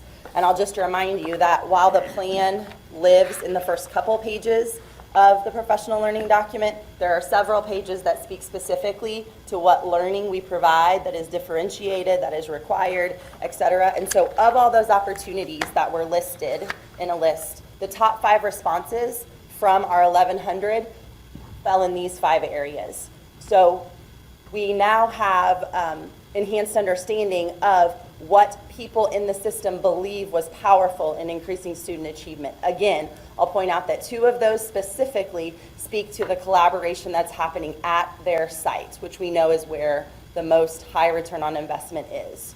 I also noted that we were pretty consistent in what we delivered at the district level around instructional strategies, around content-focused learning, and then our pieces around PBIS and conscious discipline, which also surfaced here. So as always, the advisory seeks to look for positive outcomes and things that we know we're doing well that we want to continue to replicate, but they also have an obligation to look at the data and say, where are we missing the mark, or what can we do better to support teachers and classrooms across the system? And so the first thing that jumped out to the advisory is the response rate of 53. So what we know is we got about half of our teachers who completed and gave input into the process. So there's a large number who we were not hearing from. So I think that's something that as the advisory thinks about planning for the future, we recognize that we only heard from half of the teachers we surveyed. So that's an opportunity for improvement and just something to be aware of. When you look specifically around places where data stood out that was outside of what we saw in other places of the needs assessment, these two stand out. So to what degree is site professional learning differentiated for your role? You'll start to notice a theme around differentiation. So the slash in the data there, the first number is specific to site. So 57.8% said high, right? And then 49.38 was the district number. So those are significantly lower than numbers we're seeing in other areas. And as you look down below, greatest professional learning needs, staff want more differentiation around learning that they are provided. So that's a clear theme that's coming through. The other theme is really around protected time, which you see that came in open-ended, but you can also see the qualitative data that came with it, that there is a strong cry for us to prioritize that protected time for teachers to learn together. Okay? So that's coming through in our theme as well. The final one I'll note on the bottom is just, as we have heard multiple times at this venue, at board meetings, as well as what we're hearing from our teachers on the day-to-day and our leaders, is that the dynamics in our classrooms are changing at a high rate of speed. The students that are coming to us with greater need, and teachers need to be equipped to a higher level to deal with students and the variety of needs that they bring into the classroom. And so specific training that speaks to how do I deal with difficult situations in the classroom? How do I support students that are coming to me with trauma? How do I ensure that I know how to proactively have conversations with my kids about expectations around discipline? That is beginning to surface in this needs assessment as an opportunity for us as well. So again, we're very careful to say, how might we achieve the goals under success-ready students, because the advisory had recognized that's where most of our work falls. So the top patterns when teachers responded to alignment to success-ready students were that they need more time for collaboration, that they really need learning that is specific to instructional support. What are the exact teaching strategies I can be implementing that are going to get me the highest yield in my classroom and meet my students' needs? How can I get additional support when what I'm doing for the students in my classroom isn't working? And then again here you can see training for meeting students' behavioral needs again surfaces as a pattern to help us really move the metric on success-ready students. So this is very high level. You have the plan with you here, but it was important to the advisory that you see the changes that they had made to the plan. So what lives on the right side of the screen is just the goal that the advisory developed relative to professional learning. Again, that it's about equipping all adult learners. That's about increased capacity to impact their school community. And the objectives were revised to reflect alignment to the current strategic plan. So objective 1 is really around academics. 2 is going to be that shifted focus to positive learning environment as a direct result of the data we were provided. And then 3, shifting to collaborative culture. So I want to be careful here. We have a goal or a priority in the strategic plan that speaks to collaborative culture as well. Their specific element here is around teacher collaboration specifically, right? Because this plan is for teachers. So just want to make sure you see the connection there with that. So you'll remember that the final commitment we made tonight was to forecast into the FY24 projection for budget out of the 1% funds and how it would be utilized to support our teachers. Again, the advisory looks at the data, looks at spending, and makes projections for the future about how we might distribute those funds. So you can see this pie's familiar, but just to reacquaint everybody again, when the advisory thought about how to allocate the money that's given, right, it continued to be a priority that the majority of the money that we get dedicated to professional learning be put back in the pockets of our teachers. right? So that is directly to learning that they would do outside of their regular school day. So the opportunities today that they have to attend multiple different learnings outside the school day, and that we compensate them for their time. It continues to be a priority for the advisory. You can see that they are wanting to, again, allocate site funding. So we give a % of money to sites based on their staffing. That gives sites some autonomy to do learning that is specific to their site that may exist outside of the learning that's provided to them by the district. So that continues to be something that they prioritize. The resource and supply bucket, I want to be careful to acknowledge that much of that money is what we dedicate to our support for early career teachers. You know, we have requirements around the support we provide to teachers in their first 2 years, and that is about resourcing them with certain supplies, certain books that prioritize learning for early career teachers specifically. So that is a lot of what that bucket looks like. Subs can be a variety of things. It can be professional learning work that could occur during the workday. If I want to go to another teacher's classroom and spend time, half a day, seeing how they do something well, then I can have a sub in my classroom, and that money can be dedicated in that way to support that. It could be additional planning. We also provide early career learning to step-up teachers, but sometimes they're hired later in the year. And so we have to provide another layer of learning to them that occurs within the school year. And so that money there is utilized for that. Of course, we send our teachers to travel, to conferences. That would be learning that exists outside the system. So you can see how the proposed budget is being allocated in this slide according to the advisory. And then just to be transparent, we always like to end this time together by letting you know here is where we currently sit. So at the end of, I think, mid-March, early April, this was the advisory's expenditures to date. So what you see on the far side was how, when we brought this presentation to you last year, that was how we budgeted. And then you can see how that has folded into the actual expenditures for this current year. So pretty right on where they thought we would be. And this is about us committing to do what we said we would do. Just coming back to show a priority around the things we prioritize and then how we spend our money. Fast and furious, I know. Questions, comments, concerns, what can we answer or clarify? All right, thank you, Dr. Holt. Are there any questions? On page 12, not just page 12, but in particular that question, what might you need most to achieve the goals of the district strategic plan? Is that an open-ended question? Yes. What's the format of the rest of the survey? The survey has variety. So we have open-ended, we have the qualitative questions where you might Likert scale it from high to low. We have the question specifically around professional learning was a list box, check all that apply that you feel like impacted student achievement. So that's what I meant. So this one right here with top patterns, was it a checklist or was it just open? Open. Mm-hmm. Yeah, the advisory looked through, I won't even know the number, hundreds of open-ended comments. Yeah. That were open-ended.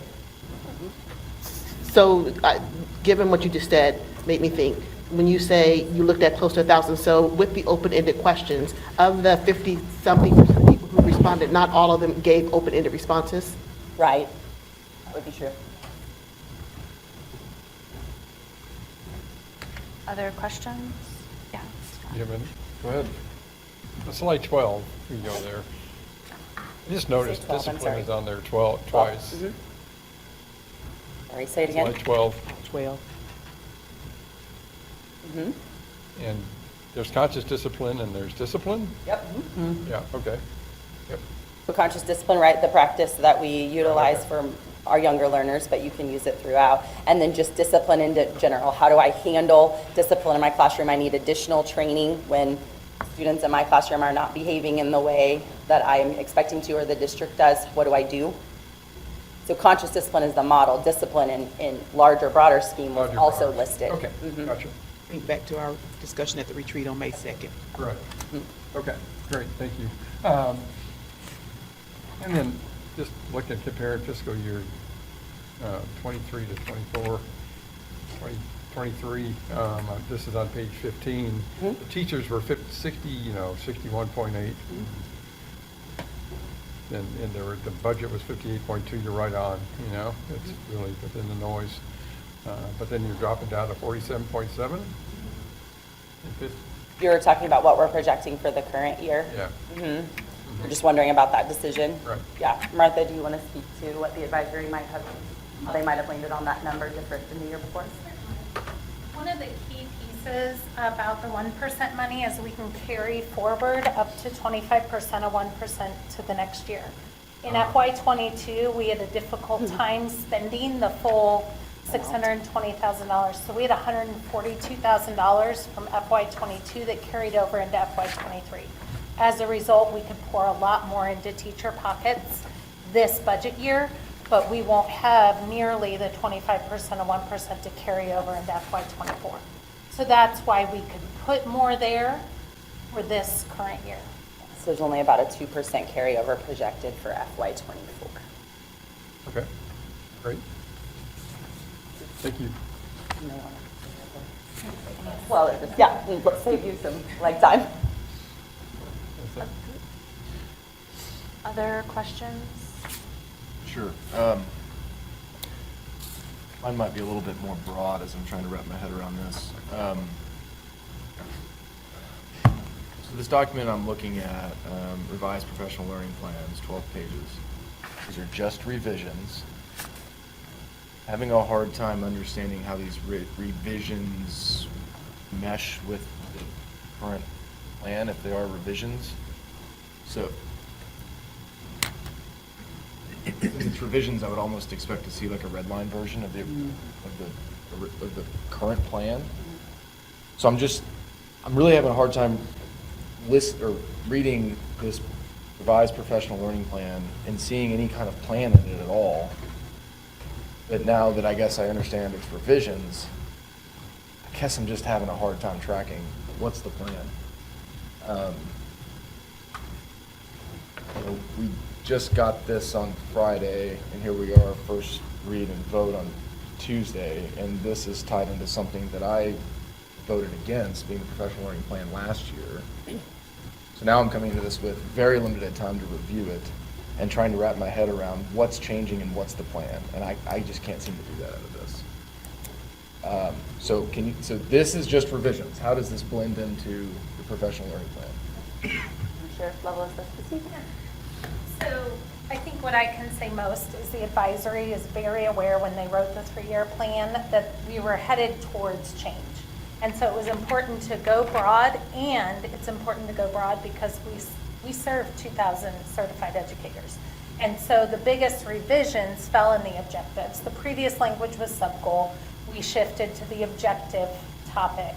The overarching goal, which is in the blue square, continues to be the same. This is why professional learning exists in our system.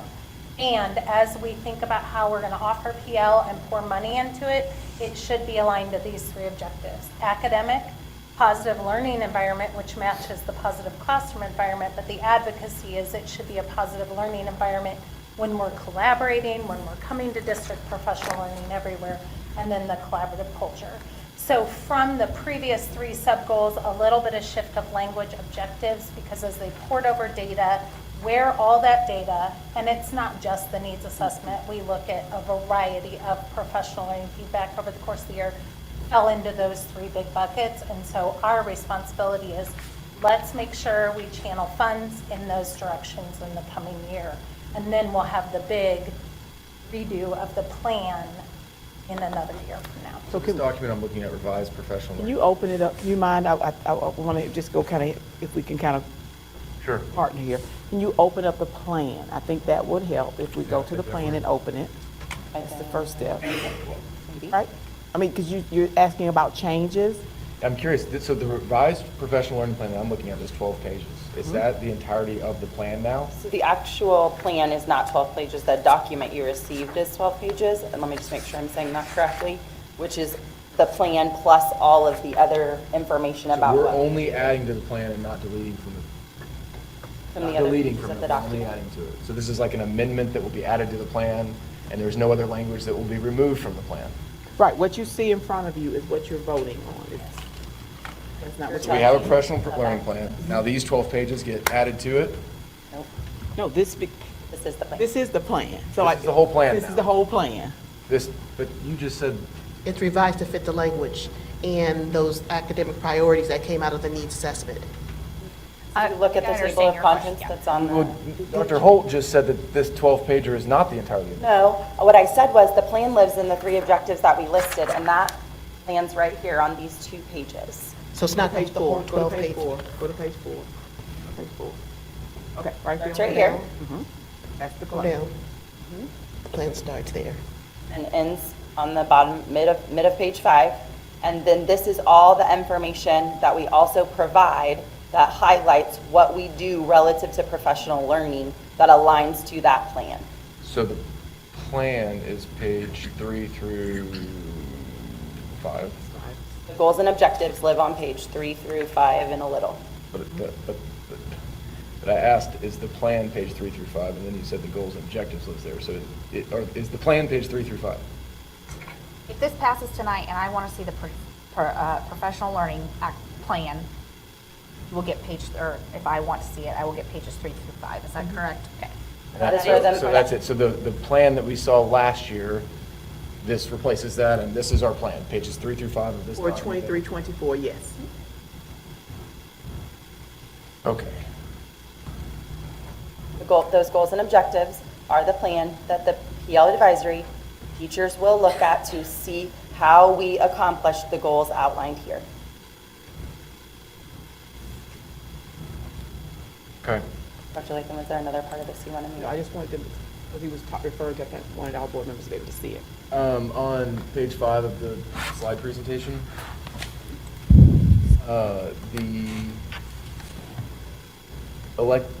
the elected members, elected by whom and how? So we do a election every year as part of the needs assessment in the spring. First, we solicit any teachers that are interested, and that's open to anybody certified staff that falls into the categories of where there is a vacancy. And then the election is for anybody who receives the opportunity that's certified. So any certified teacher can, Certified staff, so counselors, Certified full staff can vote. certification, principals, anybody who holds that certification. and how is it performed? It is performed through SurveyMonkey. So teachers are emailed, given an opportunity, and said you can. Yeah. And then once we see who applies, we take that based on the open vacancies that are in 3-year rotating terms. We say, here are the people, and we send it to everyone, and the person with the most votes is appointed to the advisory. Okay. It's all in accordance with our organizational procedures. So there's a if I understand right, there's a heavy state component of it. There's a lot of stuff that we have to do that's bringing this behind how this is put together and how we go about it and how we do it. Is there a pending deadline of when this must be approved by? June 30th. June 30th?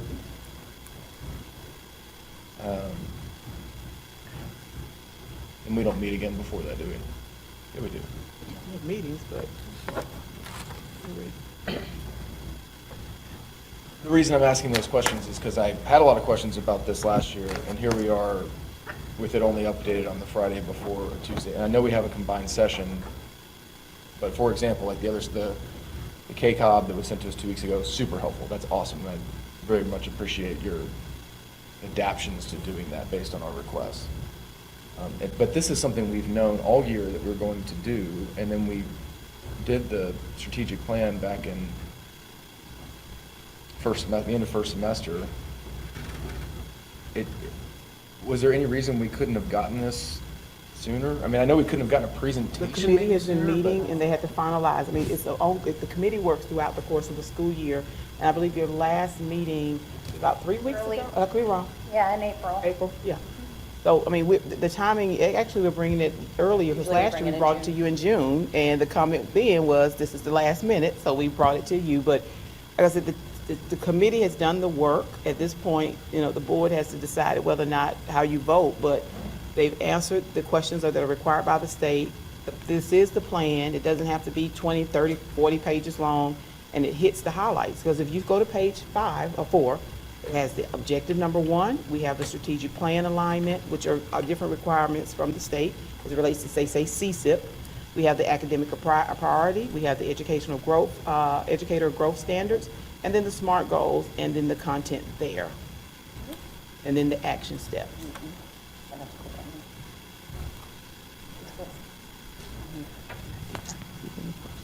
I don't have any more questions. Thank you. Other questions? Yeah. So I'm looking at this. So the plan is the action steps for the 3 boxes. Goals and objectives. Right? Okay. Um,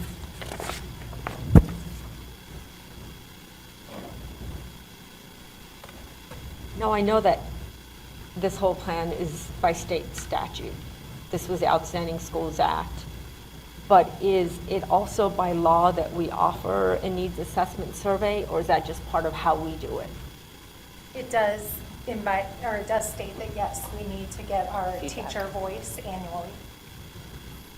But how we do it is up to us, so that the survey and all that is, okay?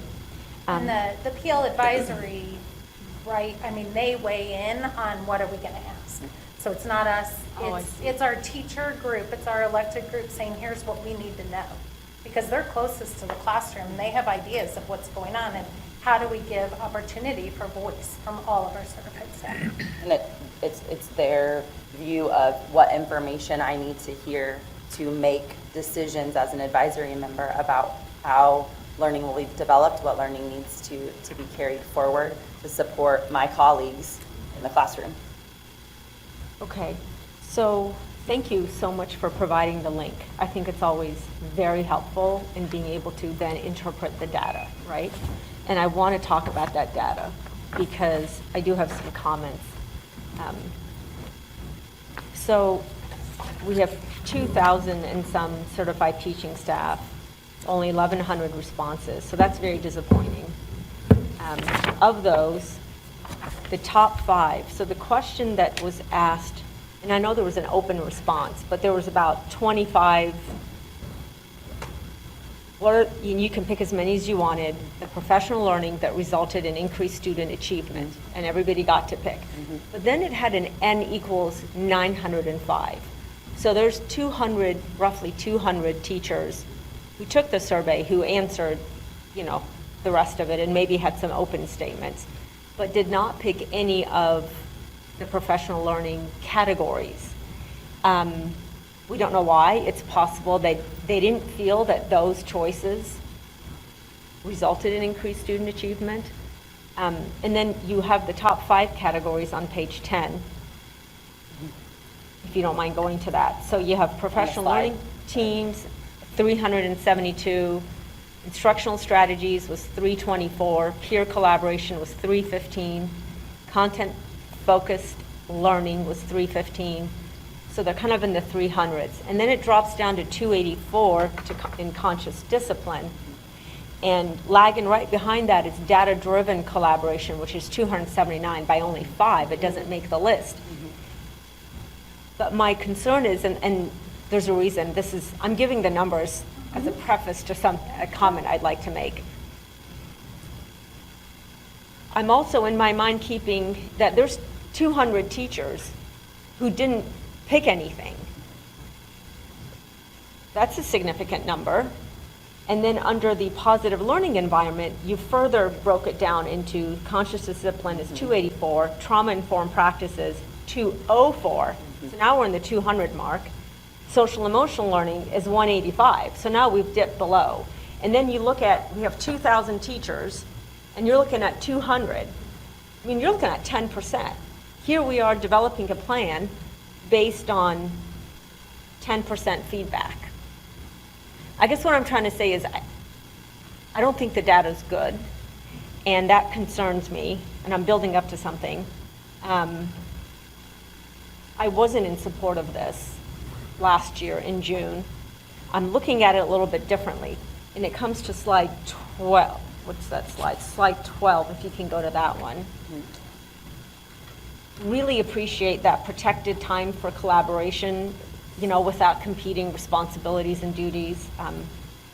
The instructional support, again, ties back to professional learning teams, instructional strategies, peer collaboration, content-focused learning. I get it.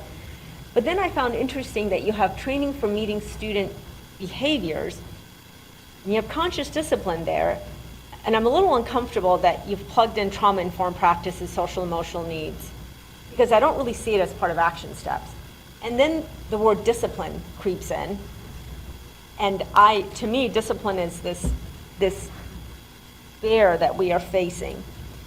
And I suppose the comment I'm leading up to is, while I appreciate the survey, I want to have healthy respect for district leadership.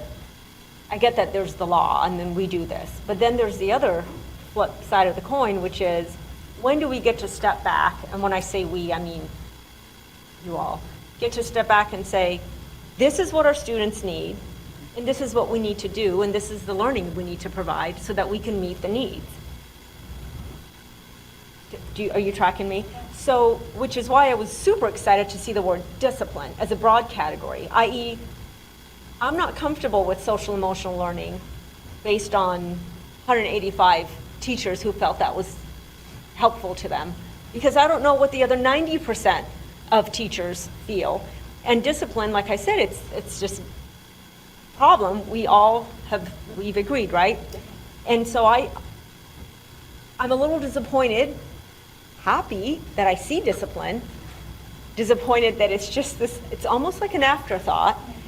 I feel that there's too much emphasis put on a needs assessment data, which has 53% participation, and too little emphasis on what district leadership thinks it should be. These are the areas we think we need. Maybe we feel like we need more reading instruction, more evidence-based mathematics instruction, or whatever. You look and you see where the gaps are, and then there's, whoa, discipline. We got it. And it's not just us, all the states, lots of districts struggling with it. I think what I'm seeing, and I need you to confirm this because we're voting on this, is this plan different than last year's, the revision? Am I seeing an emphasis in discipline? Because the action steps are not specific. They're very broad. So I'm hearing, is that category discipline, is that going to trump everything, Are we going to be focusing on discipline? Yeah, I think, and I won't speak for Dr. Latham, but I think what the outline of what you received at the board retreat and the work that our team is already doing about the cascade of discipline learning across the calendar year for next year is non-negotiable. Like, that is already occurring. Because I see all the parts with activate and, I look through this and, I read it. Sometimes I'll tell you this one that I've had to read like 5 times and think, how does this really help people? Hold on. It's the one that's cognitive coaching. And I'm thinking, so I think it doesn't seem specific. There's no teeth in it. Like, I can't wrap my head around it like I could around Dr. Lathan's 15-point discipline. Like, I read that, I understand it. So can I assume that the professional development next year is going to be a whole lot of allowing time for time for teachers to be able to do this, to a lot of instructional support, right? Math teachers, we're going to help you teach math. Reading teachers, we're going to help you teach reading. And oh boy, we're going to come with tons of support for behavior. And it's not just going to be limited to conscious discipline, trauma-informed practices, social emotional needs, but it's going to be discipline, the big bear that we're going to try to tackle this year. I think a couple things to consider. One is, I always say, so is this response rate normal? Like, that's always a question I ask once the advisory brings their thing to me. I say, so what does this look like, or what does it look like before? So I think one thing to consider is that the needs assessment survey has been given forever. Much higher response rates when we required a sign-off for completion. So we have not done that in quite some time. Like, that was not a directive that was given prior. And so when we stopped requiring a sign-off, right, did you complete and have you given feedback about your learning needs, every teacher, right, that we did dip into the 50 and 60% over time. So I don't want you to think this is an abnormal, out of character response rate to the survey, right? It's not. So that is something we have to decide, is that going to inform us truly and give us, to your point, better data? I think the advisory's objectives are to say, of the data we were provided, right? So that's important to note. Of what we were able to get from our teachers and that we had access to, here are the things that stood out the most. Right? Their job is not, to evaluate to some degree, is 185 really representative of all 2,000 some teachers we have? may or may not be true, but it did rise to the top when we just go straight numeric.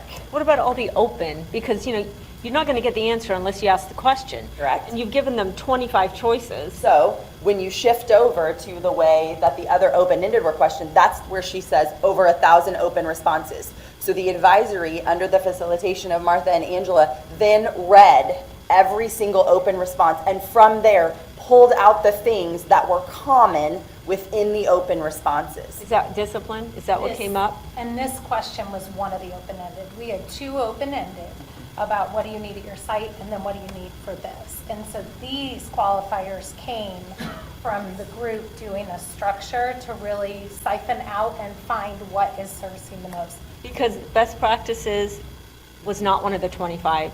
No, that was a Support different was question. not. Oh, that's a difference. So the bottom one, is that what you're talking about? This whole question slide. was open, this slide represents open-ended. The other one with the top 5 the check boxes. goes to check boxes that you brought up. So it was 2 separate questions, and it caused some, this one took some deep conversation and unpacking. I thought this was a conclusion of that one. No, Separate. separate. And we ask a variety of questions for exactly what you're talking about. How do we calibrate around something that's more quantitative versus what we see in qualitative? Because sometimes people, to your point, won't answer the checkbox, but may give you a whole narrative about what they really want. And so you have to bring those things together. But these were all in the check boxes, so I'm just This trying is to all figure out- open-ended. This is open-ended. This slide is only open-ended. So Dr. Mahamakani, I'm going to see if any other board members have any questions, and then if you've got any follow-up questions, we can follow back up around. Are there any other board members with questions? I'd like to make a few follow-up comments before we vote. I don't have a question, but I have some comments, but go ahead. Just real quick, I intend to abstain from this vote, just because as I'm reading through this now, at least I see now that it's on these 3 pages is the plan, but I read these action steps, which I think, okay, maybe that's the plan. We've talked a lot about tonight about the survey, which would be maybe how we arrive on some deliberation on how we get to the plan, but I'm still struggling to see what the plan is in a clear way. See a lot of language in here, and in for this being the first time we had a chance to dialogue and see this, and I didn't get any other information prior to Friday, maybe there's a way that I could have understood this better, but the way it's presented, I'm just struggling in this moment to see what is our plan. I understand the survey and how we got there, and I'm looking at these few action steps, and I'm reading those words, and that just doesn't seem like a very well communicated plan to me. So for all those, I intend to abstain, because in this short period of time, I just can't get there. And maybe I could have with more time, but at this time I can't. Board Member Berner. First of all, thank you all a lot for all of this and for the advisory staff as well. It is no small thing to take this on as an endeavor and to try to represent your colleagues, which I'm sure you do well. So the amount of time and effort that you have put into this is, and I think everyone would agree, is commendable and laudable and much appreciated. I think it's an ambitious plan. I think it it may not provide the specificity that some board members would prefer, but I put my trust in you all to carry it out and to make sure that we are following things with fidelity. I appreciate very much the effort that has been made to align this to the strategic plan and the comments that you made explaining how it all ties back, because as a new person to the board, I was so impressed that 7 people in a previous board supported the strategic plan. And so the fact that this aligns to that, I think is great. In terms of the, some people will, if the comment was made, well, some will fill out the open-ended and not the check the boxes. My experience would be they'll check the boxes and won't do the open-ended. But maybe we take a look in the future of making the survey mandatory or holding people accountable for doing it. I don't think that's a bad idea at all, to get a broader representation. But as I look at everything up there, it all ties together. You can't do the teaching strategies if you don't have the discipline. You can't do the teaching strategies when kids are bothered by trauma or whatever else is on their plate that particular day. So I see it all weaving together, and I love the fact that the time for collaboration is up there. I know that educators really appreciate that, and I know too from firsthand experience that there's a lot of accountability with that. It's not just sitting around in a circle and having a discussion. It's very pointed, it's very direct, and very specific in terms of what they need to do to get better. So I'm impressed and with the comprehensiveness of it. I think it's ambitious. I think I used that term already, and I know that it was time consuming for all of you. So thank you very much. I really appreciate it. I really do.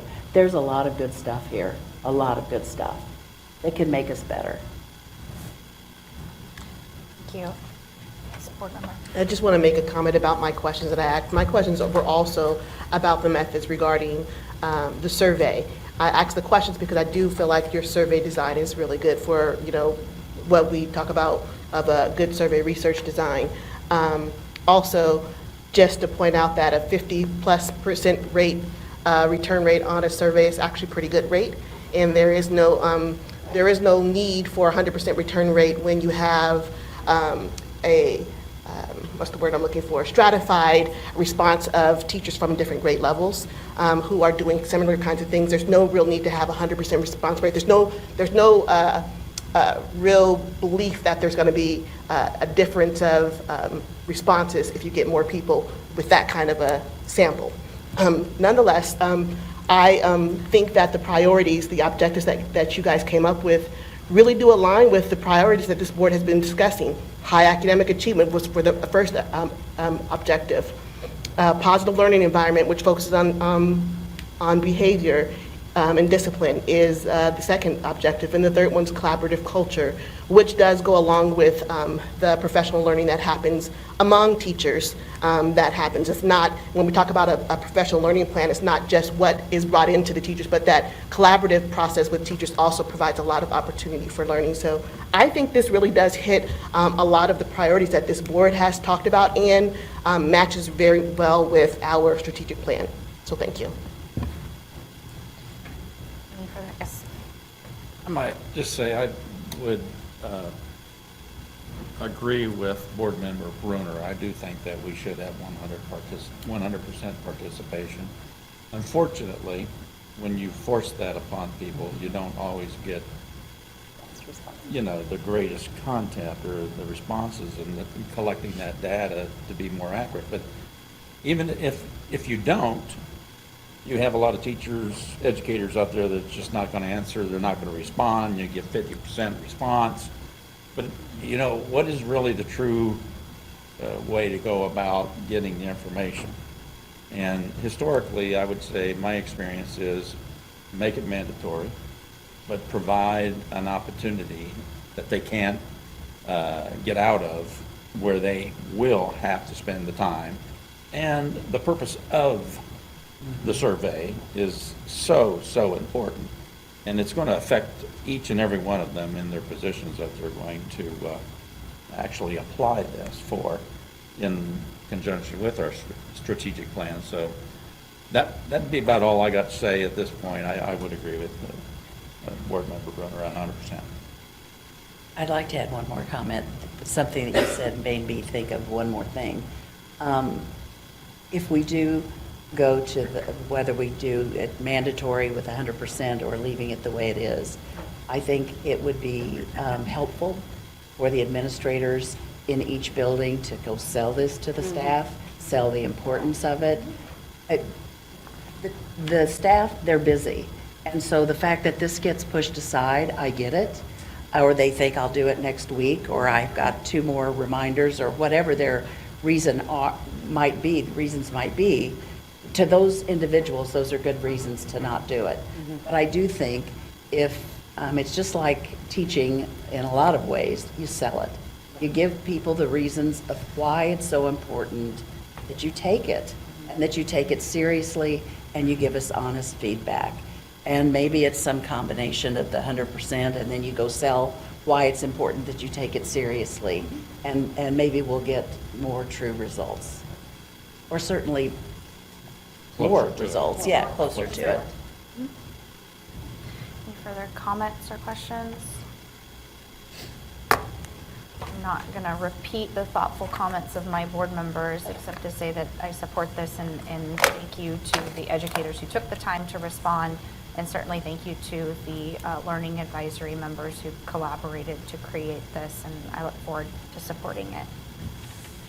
At this time, I'll entertain a motion that the board approves the 2023-2024 professional learning plan as presented. So moved.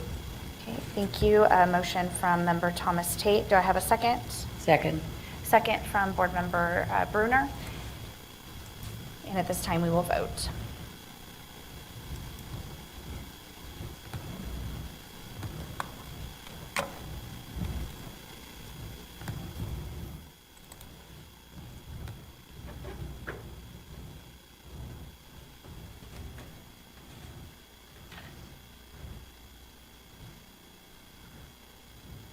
Okay, the motion passes 6-0 and 1 abstention on the professional learning plan.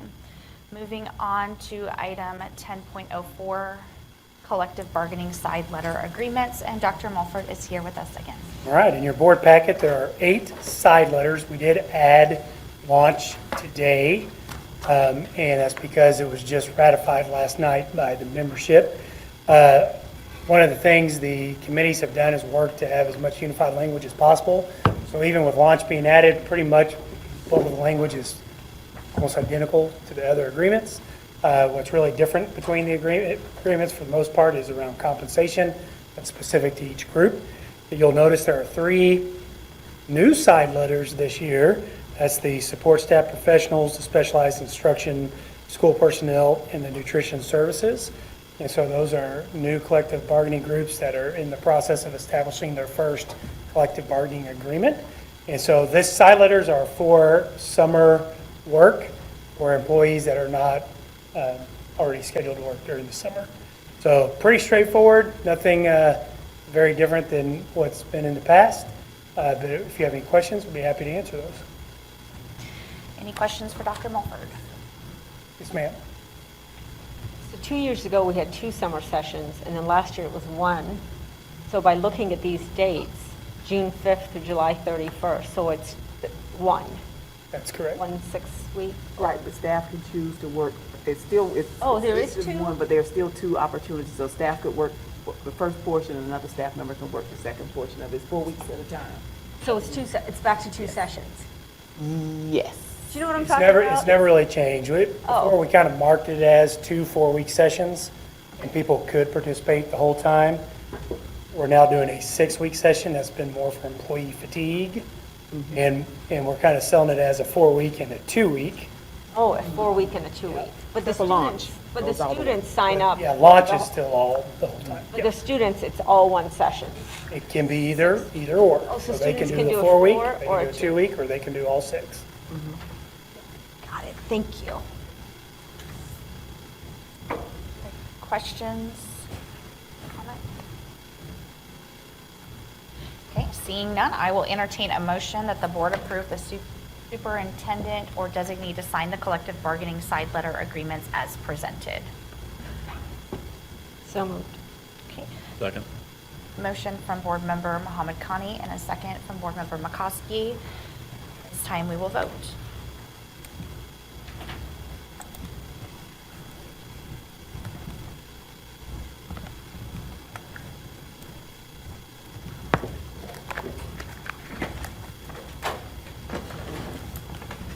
Okay, thank you. And the motion for collective bargaining side letter agreements passes 7-0. Moving on to item 11.01, budget development, general and teacher funds. And we've got Dr. Mulford and Ms. Stasel here with us. All right, so we're in our final presentation. Tonight we'll focus on general and special revenue funds. We'll have our small group meetings next week. And then next month we will bring to the board the budget recommendation on June 13th and then ask for your approval on the 27th. So at this time, we're going to dive into general and special revenue. This is where we spend the bulk of our monies. And Ms. Stasel is going to lead us down this presentation. Awesome. Good evening. So once again, we see this very familiar chart that we've seen before that's been a part of each budget presentation so far. So it represents the current year expenditure budget, revised budget, and tonight, again, we're going to focus on the general and teacher fund. And when we talk about the general and teacher fund together, they kind of combine to make the operating fund, so you'll hear me refer to it as the operating fund as we go through the presentation. So the general fund is used to account for all financial resources and expenditures, except those that are required to be in a different fund, such as debt or capital.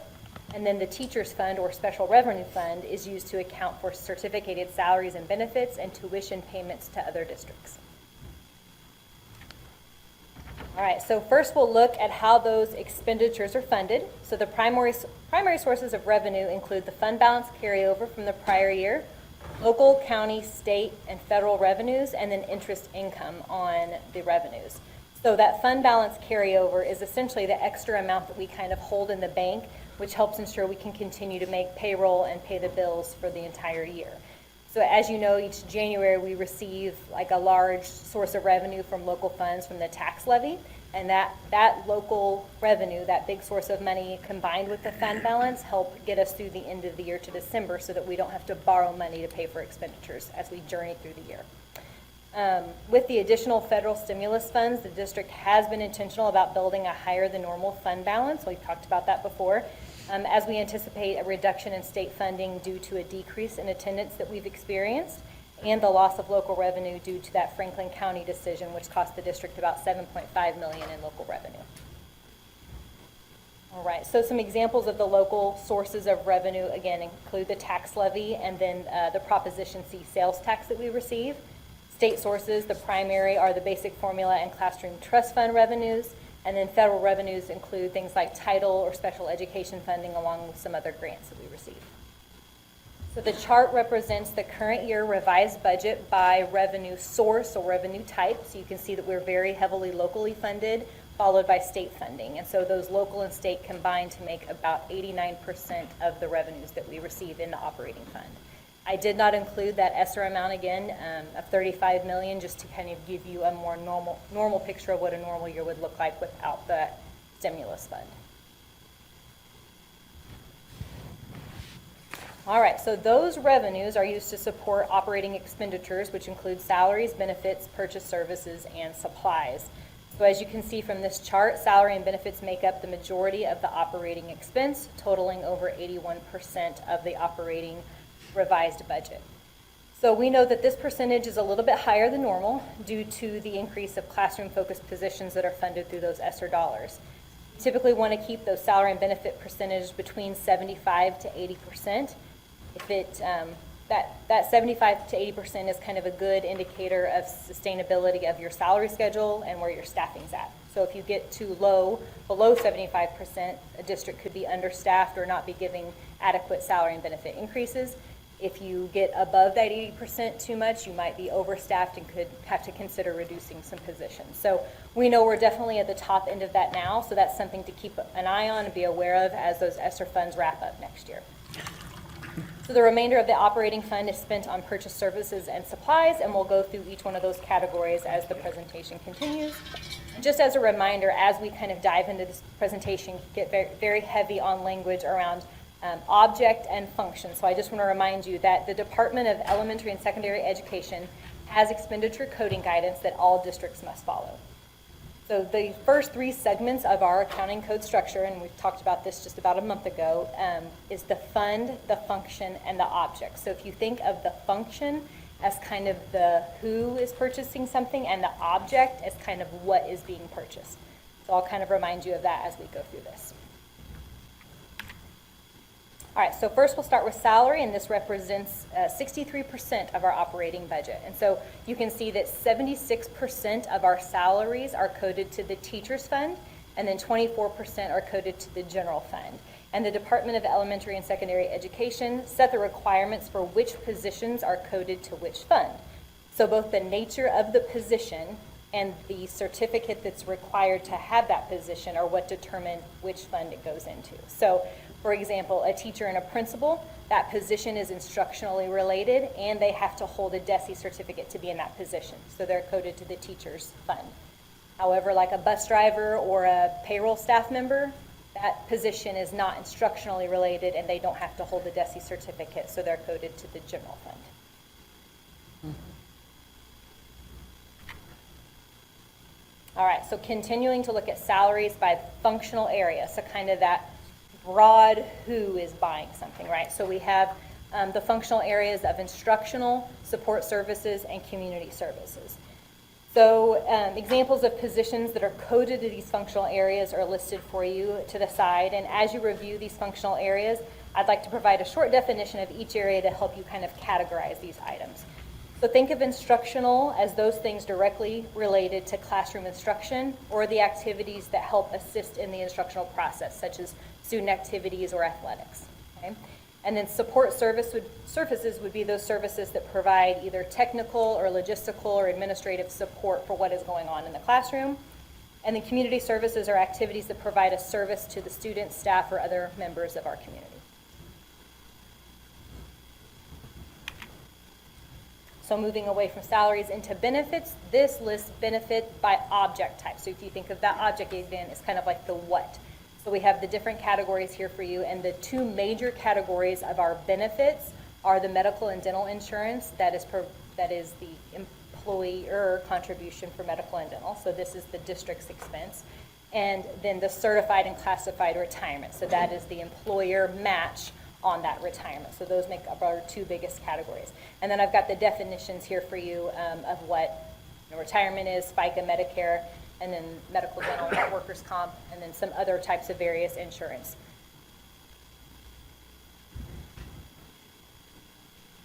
So we're going to dig a little bit deeper into the medical and dental insurance. So you can see as of the last census that we had, which I think was last month, 3,541 employees are benefited, which represents 95% of our employees. There are 5% of the employees who have either waived coverage or are ineligible due to the position they hold not being a 20-hour position a week. So the FY23 estimated employer-paid medical and dental benefits is estimated at $23.1 million for the current year. All right, so then the retirement contributions, the rates for retirement have remained unchanged since 2011-2012. PSRS stands for Public School Retirement System. PEERS stands for Public Education Employee Retirement System. So those are the contribution rates there. And just to be clear, these rates are what the employee and the employer contribute. So, for example, a teacher would pay 14.5% on the salary and the board paid benefits, and then the district also pays 14.5% into the retirement system. So it's an employee paid and employer match. That is a high amount. Now teachers do not pay into Social Security, so that roughly 7% that would normally be paid is not paid in. So there's a small percentage of employees who fall into that PSRSS category, and so that's like a 2/3 contribution rate into the retirement system, and then they also pay FICA, that 6.2% tax. This is for positions or for people really who hold a certificate but don't serve in a certificated position. So we've had several of those over the year, like maybe you have we've had bus drivers, we've had custodians before that actually used to be teachers, and then they've shifted to different positions that don't require certificates. They would fall within that category. Can you repeat that? Did you just say that's a difference between what? PSRS and PEERS? Yeah, so that middle category there, that PSRSS, is where they pay that 2/3 contribution, and they pay FICA. They pay a Social Security tax as well. All right, so the estimated 23 employer match is $28.6 million. touched on this right before this, but in the current year, we currently recognize 6 bargaining unit agreements that govern the current year, and then there are a few others that are working on bargaining that'll be presented at the June meeting. So the current ones, there are 5 represented by SNEA, and then there is 1 represented by Teamsters, so that includes the bus drivers and the bus aides. Again, this is current, so we do have this those is current year. those new groups that are in process of developing their agreement. All right, so moving on to the purchase services, this represents 8% of the total operating budget. And again, the chart represents those functional areas. So we've got the instructional services, support services, and community services, and examples of the purchase services that would fall within those categories.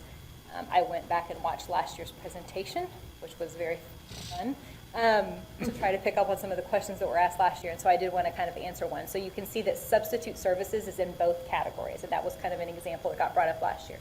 And the reason that it would be both in instructional and in support is it depends on the type of position that is needing that sub, right? So if a teacher needs the sub for the day, that would be instructional. If a counselor needs the sub for the day, then that would be support. So that's why it lives in both of those functional areas.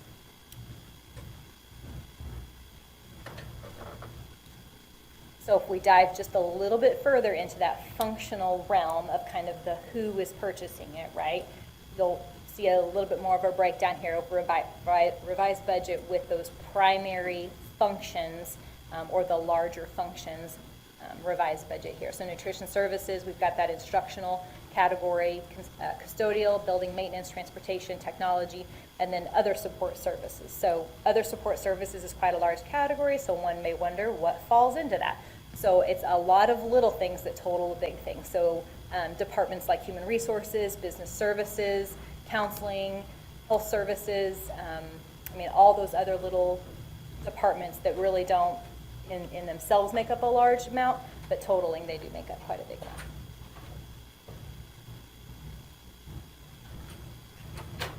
So diving more over to the what is being purchased, we have the purchase services by object type. So this is the revised budget by object type. It includes those sub-services, property insurance, training, travel, repairs and maintenance for like outside vendors who do repairs and maintenance for us. And you can see the total amount there and then the percent of the total for each one of those categories. So again, that object code to the left side is determined by DESE. So DESE gives us those object codes that then we have to code to so that at the end of the year when we report up to the state, every single district is reporting in a consistent manner.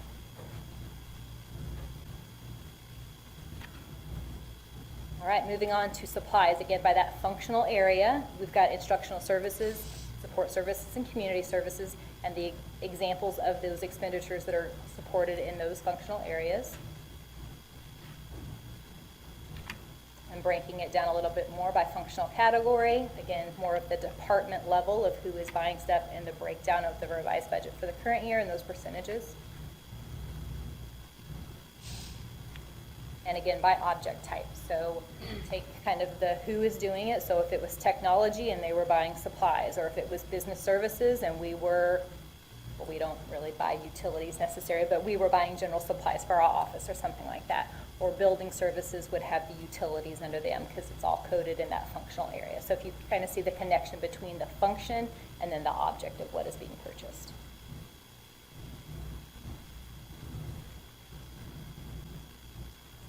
And then this slide just represents that financial reporting and transparency, just kind of showing all the ways in which the financial data comes before the board every year or before the public. So every month we have those treasurer's reports, we have the contracts, agreements, change orders, and bids. We have the entire budget development process that kicks off in January and ends in June. We have both the external financial audit and the internal audit, the state reporting up to the state through the final expenditure reports and that annual secretary of the board report. And then any employee compensation plan changes also come before the board. And the one thing I didn't list on, well, it's part of the treasurer's report, but we do have that ESSER report that we do as part of the treasurer's report while we have those stimulus funds. Okay. All right, and I think I get this next part. I think last meeting, Scott had mentioned something about high level over annualized pay. And so there's a couple slides in here, and we're not going to dive real deep into it, but what we want to do is make sure that the board, anybody listening understands the timeline and the rationale that went into the decision to move away from annualized pay for non-exempt employees. So, first of all, when we talk about recommendations, we have Westbrook and Company as our current external auditor.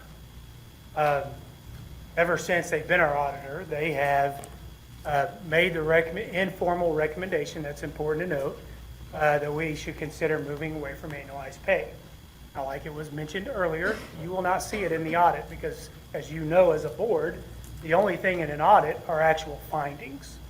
And there's no, using annualized pay is not a violation.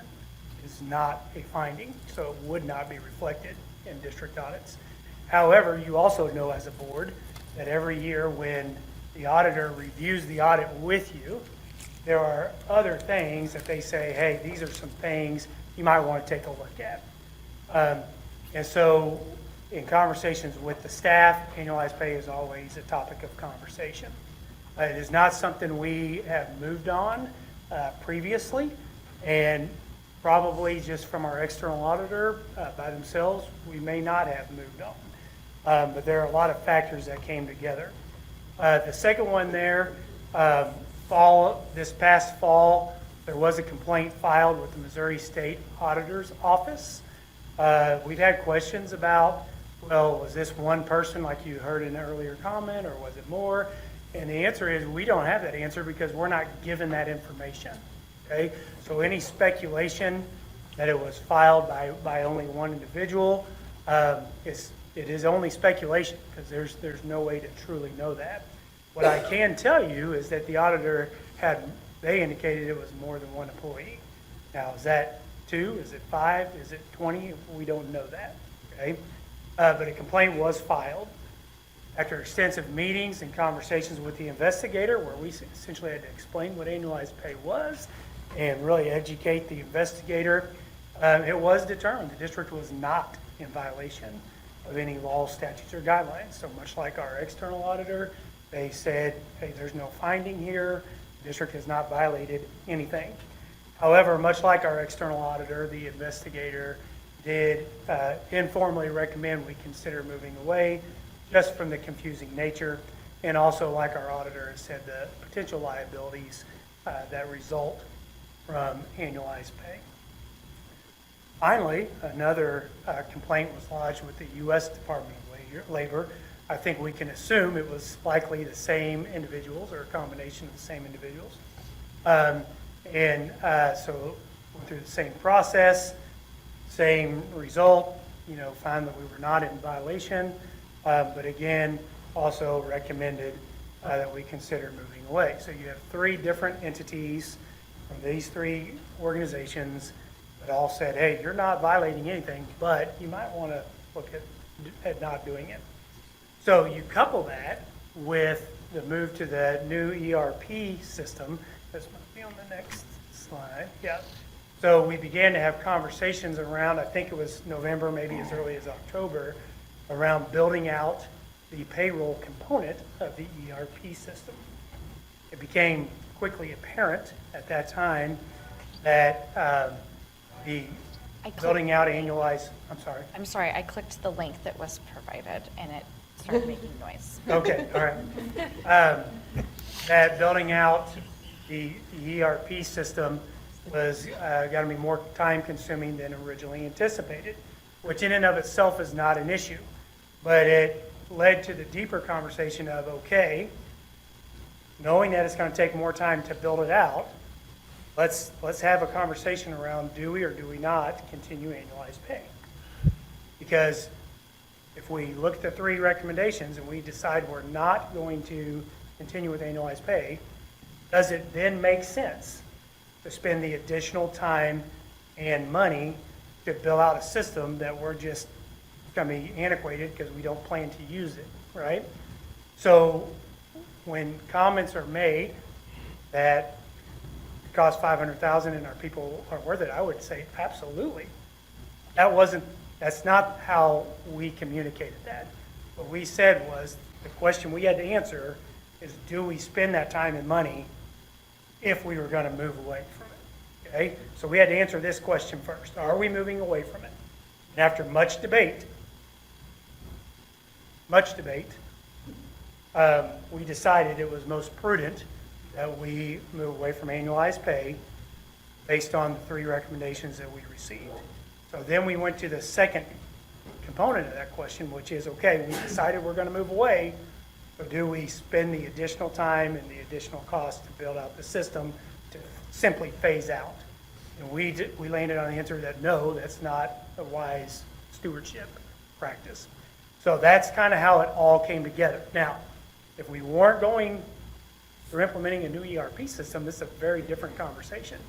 So it could be a phase out type of situation because our current model is built to handle annualized pay. So much like one of our neighbors, Willard, it could be where everyone on staff is able to have the option to maintain. New hires are hired under non-annualized, and over time we phase it out. But the new ERP system kind of added a little wrinkle in here that made it a little bit harder. Okay? So with all that, we landed on we're going to move away from non-annualized pay to go into effect for the following budget year, which essentially, it has given us several months to then have those conversations, try to answer any questions, try to alleviate as many issues as we can. We know that we probably will not be able to alleviate all issues, but when we look at the vast majority of concerns that have been brought up, especially those who have actually taken time to sit down, and Ms. Stasel has started meeting individually with anyone who requests it. And then we've also started reaching out to any speakers who we have not already met with, to ask to sit down with them. So those meetings have went pretty well. By no means are people leaving saying, yes, I'm all on board, okay? But people are leaving saying, okay, I have a better understanding, and it's not going to be as much of a challenge as I thought. Now, there are those situations like the speaker tonight who talked about some benefits that might be lost. And in those situations, we just have to sit down with an employee and talk through that and see what we can do to help resolve that. I do want to point out that those situations occur currently under annualized pay.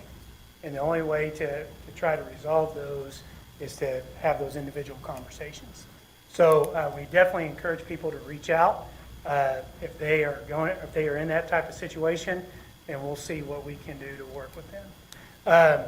Kind of a breakdown, you've heard the number 1,100. 1,100 is the number of non-exempt employees that we have. Of those, about 500 are 12-month employees. So when you talk about 12-month employees going away from annualized pay, they're still going to be paid year-round just like they are now. The difference in annualized pay, it's more like salary where they kind of get the same amount every pay period. And then we reconcile it and make adjustments as needed, where without annualized pay, there will be some fluctuation depending on how many days are in that prior pay period. At the end of the year, they'll still make the same money, but they won't have that consistent same amount every check. The other 600 are employees that are less than 12 months. Most of those would be 9-month employees. About half of those are going to be paras or instructional support related, interpreters, things like that. So about half of that 600 would be in that group. And then the other big chunk of that will be our nutrition services staff. So that's kind of it there. The link at the bottom is a link to the video that has previously been shared with the board. We try to answer a lot of questions. This is change. This has not been an easy decision. It wasn't an easy decision when we made it. We knew that there would be a lot of angst, and that there still is. At the end of the day, we still believe it's the right decision. And we've done everything we can. I was even on the phone today with the U.S. Department of Labor, just trying to find any loophole I can on some different things to try to make it as easy as we can for our people. But at the end of the day, we stand behind the decision that we've made. So if you have questions, we'll be happy to answer those. whether it's this or anything else in the presentation tonight. One final slide, just showing you where we're heading. So we do have those small group budget meetings next week, and then again, the recommendation and the final presentation coming to you in June. And that is the last slide. Thank you. Thank you. Questions, comments from board members? I don't have any questions, but thank you for adding on the explanation and all the background on the annualized pay issue. Thank you very much for doing that. Appreciate it. I learned a lot from that. Thank you. I have a couple of questions. I feel like I understand a little bit more every year. Thank you. You're so consistent and spot on. I really appreciate it. Slides 5 and 6, that's the same pie, just looking at it differently, right? So for example, a principal who has like in slide 5, a principal would be paid out of the teacher's fund. Correct. Because they have a certificate, because that's the position requires. But then, when you look at it by function, a different code, they're actually support. Correct. Okay, got that. Okay, then I have one other question. And there's no quiz at the end, so you're doing great.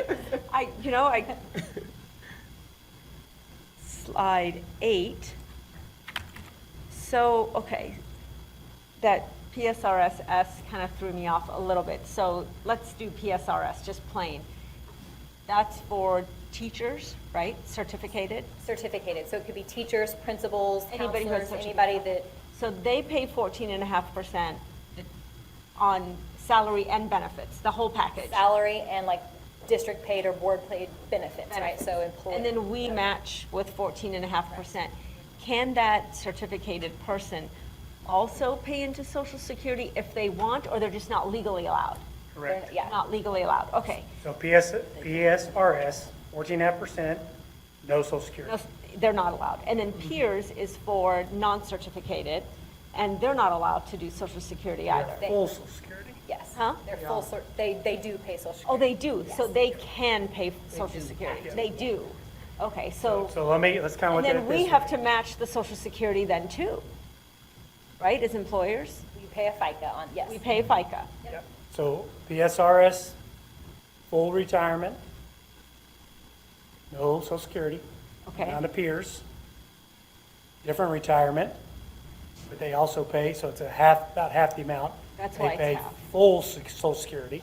And we also, so we match the peers and we match the Social Right. Security. So at the end of the day, it's roughly about the same. About the same. Now, tell me again, the PSR. Yes, so I'll give you a real example that happened Okay. in my office. So we had a person who had worked in the classroom for years, had a teaching certificate, a valid certificate, and then they switched careers and became an accounting specialist, right? So they were serving in a position that did not require them to hold a certificate, but they held one anyway. So they're going to pay that 2/3%. They're going to be in that PSRSS. So they pay a 2/3. They can't switch to peers halfway, Right, so they. right? Is that why you can't switch lanes? Unless I don't even So know. the PSRS guideline is if you possess a DESI certificate, You can't go to peers. you can't be in peers. And that's So- why there's a special So category. we have paras that will get their teaching certification, but maybe they don't want to go teach just yet or whatever, but they have to go to PSRSS. So the S is for the ones that Social have the Security, choice. You have a certificate, but you're not in a position that requires one. And you don't get a choice, you will pay 2/3 and you will pay FICA. Oh, so we decide where they go. We don't, there's whatever certificate they hold. Right, and whatever what position certificate they- and the position dictate. Yeah. So it's not like, well, I'm not teaching yet. Okay. If they're not in that position and they're certificated, they get to have the asterisk, 2/3 category. Got it. Okay, thank you. And it's kind of a hybrid, so they pay into both. So for instance, if Jim over here went and decided to get his teaching certificate, but stayed chief of police, he would move from peers to PSRSS once he got his certificate. Oh, if you go backwards, oh, no, okay, got As long as it. you have a certificate. And then do they keep the peers? They still draw on that later They're on? vested. Yeah. If they're not vested, they have to cash it out. A lot of little rules and nuances there. Okay, any other questions from board members? Okay, thank you. Thank So you. this report was just informational, of course, as we're building our budget for next year. And then next week, most of us will be meeting in small groups or one-on-one. And I know some board members have got some conflicts and are meeting on different weeks. So, okay, that brings us to item 12. First, we have got item 12.01, which is the quarterly bond update. So this evening, I do not have a slideshow for you. You're very well aware of the timeline of our projects. You're very well aware of the budgets. I am proud to say that after just doing some calculations today, that we should be able to still have around 5 million of the 10 million district contribution left over, which is great because we can utilize that for whatever the needs for capital are. And so tonight, I wanted to just finalize the final quarterly update with a final summarizing presentation with a video that Stephen's team has done an excellent job putting together. As I was watching that, it came to me that nobody on this board was on this board when these projects started. And so it doesn't seem possible that it's been that long, but very proud to be a part of all of these projects and super proud of what the team has done. We were able to recognize them tonight. So I will get out of the way and let you watch this final video.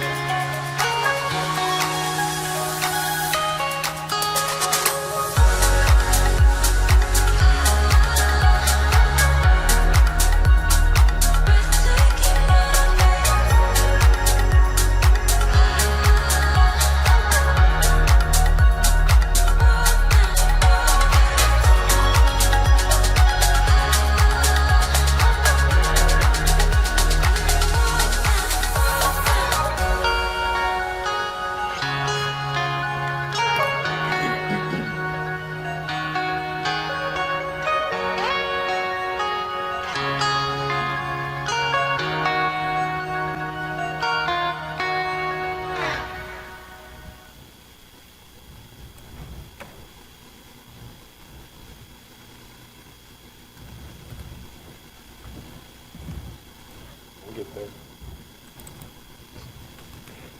So as I pass the torch on to Mr. Carpenter to manage the 2023 bond projects, I just want to say thank you to the administration and the board for allowing me to serve in this role. It's been an honor. It's been an exciting and really rewarding last 4 years. So I just want to say thank you for that. I'm excited to see my new role as the 2023 projects continue to move forward, and we start seeing bids come in, and we start seeing shovels in the ground and groundbreakings. It's really going to be an exciting time for the district. So any questions around the 2019 projects? Thank you, because like you said, the board looks different, superintendent looks different. You are probably one of the most consistent pieces of the 2019. A little more gray in the beard, I think. Right. So thank you for seeing that through, and it's kind of cool to see a video of everything. I felt the need to applaud when the video was over, so thank you very much. That was wonderful to see it capitalized like that. Very good. Even Seam always does a fantastic job in portraying you, so. Really good job. Yep. And Brian. Great. Brian and Barb were honored tonight. They so well deserved that. On time for everything and within budget is awesome. Yeah. Good stewards of the taxpayers' money. Thank you. Okay. All right. We're wrapping up, but we still have some change orders agreements for the 2019 bonds. So we'll move on to item 12.02. We have 4 very small change orders, finalizing things, hopefully with Hillcrest, wrapping things up with Jarrett. Those 4 change orders total $26,105 for this evening for your consideration. So the recommended action is that the board approve the change orders and agreement, or change orders as presented for the 2019 bond. Do I have a motion? I make the motion that we move. Second. Okay.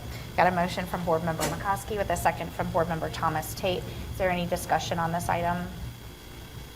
Seeing none, we'll vote.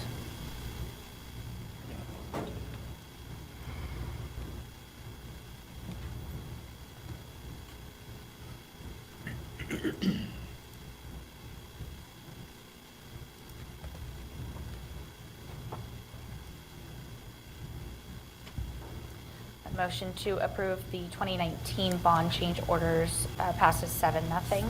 Moving on to item 12.03, change orders for the 2023 bond. Yeah, so these are just agreements this evening. These are, again, normal expenditures that we anticipate having through our architects and engineer budgets. You'll see that we have architectural services to begin design work for Cowden and Holland. You'll also see geotechnical services as well as special inspections and material testing for our Pipkin project, Pittman, also Reed and Watkins.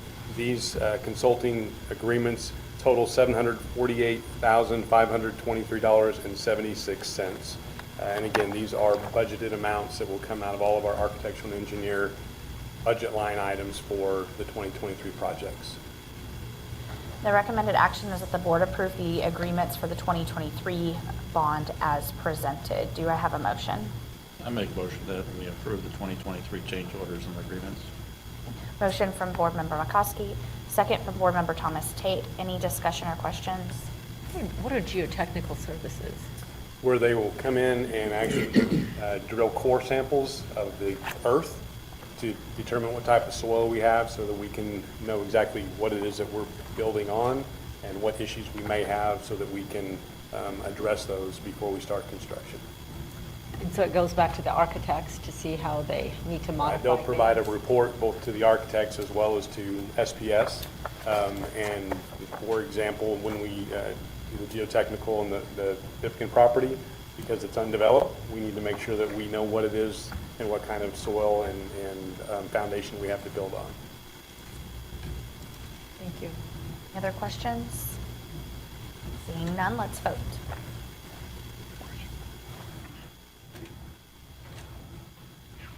And the motion passes to approve the agreements as presented for the 2023 bond, 7-0. Moving on to item 13.01, superintendent's update. Thank you. We currently have 8,000 students, including more than 600 kindergartners enrolled in Explore for the summer. We're offering both seated and virtual classes, so everyone will be able to have an option that fits with their summer plans. Next week, well, actually, we started distribution of our free scholastic books that we will be sending home this summer with our kindergarten through 5th grade students. If you recall, board members that were here last year, it was kindergarten through 2nd grade. We've expanded that. So over the next 2 weeks, we will be distributing those books out to our students. I want to thank our academic department for getting that coordinated. Clifford the Big Red Dog will make another appearance this summer. So July 10th and 11th, he'll be out visiting our Explore sites. And then we have also some additional books that will go home with students at the end. If they have 80% or better attendance, will receive additional free books. We believe in building those classroom libraries. As the last day of school approaches, we can celebrate that more than 1,900 seniors will receive their diplomas on Saturday. On Thursday, we will hold graduation for Studi Alternative Center students. It is always rewarding to see our students achieve this milestone and begin a new chapter in their lives. The rest of our students will be in class through Thursday, May the 25th, which is the last day of school. Classes will dismiss 2 hours early, so don't make any appointments, parents. Be at home, be at the bus stop. Your babies will be coming home to you. And finally, I want to say, and I shared this back in February at a Good Morning Springfield conversation, because it was all about the weather. Why are we canceling school for the 4th day in a row? But I want to share this again because I think it's fitting as we close out the school year. Number one, I want to say thank you to the Board of Education for the opportunity to continue to serve as your superintendent. We, last year, experienced a number of successes. We approved a strategic plan as a team. Proposition S passed with a passage rate of 77%. And there were challenges that we experienced. Here's what I need the public to know, and our employees, and I push on our staff, and we all have to take time outs from each other at times. Hi, team. Today. And then there are times that we do a lot of eating, but on any given day, and it's actually every day of the week for me, 7 days a week, 24 hours a day, I am focused on at least 55,000 people in our community. You take every student, you pair that student with one adult or one caring person that focuses on them, and our 3,300 employees. So that's my focus when I rise and when I close my eyes at night. Springfield Public Schools focuses on all children. So someone mentioned about our mission and vision today. We want all of our children to be successful. There are times when we can't tell our entire story. You only hear one side of the story. Or sometimes you might see things play out in public because we have to hold our meetings in public, and where other corporations and organizations can do things behind the scenes. But know that although at times we don't always see eye to eye as a team of 8, we want every child to be successful. And when I stand at Great Southern Bank Arena this Saturday, along with these board members, that's what we want to know is job well done for our teachers, our principals, our parents, and our students. We won't lose sight of that mission. So we might not do it the way some of you would like for us to do it, but the people that work with me, not for me, but that are part of Team SPS understands it's about every child. And we investigate every incident. And I just want to be clear, and we stand with our staff members when they have to make tough decisions. And I stand by that. And I hope you will support and respect the things that we have to do. That knowing that times are different than they were 50 years ago, actually than they were 2 years ago or 3 years ago when COVID hit, and we've seen things play out across our country. I'm taking a little bit of extra privilege tonight. I know we try to stick to the 10 minutes or less, but I just think, and I did look at your notes, Ivan. But I really, I have to say, I know she did, I know. But we are on the verge of being one of the best school districts in the country if you all just hold on tight. Yep. And like I said, sometimes we don't always agree. But you need to know, for me, it's about student success, but it's also about the success of my team. And my team includes 3,300 members. And it's not about who has a degree or who has a certain title or rank, because they'll tell you, I'm not caught up in titles. I know who my title is. I'm Grenita Lathan. And I'm a mother, I'm a wife, I'm a sister, a friend, and an employee of Springfield Public Schools. And I'm thankful and grateful that I have the opportunity to serve in the lead. have a great end of the school year, and we will be ready to go for 23-24. Thank you.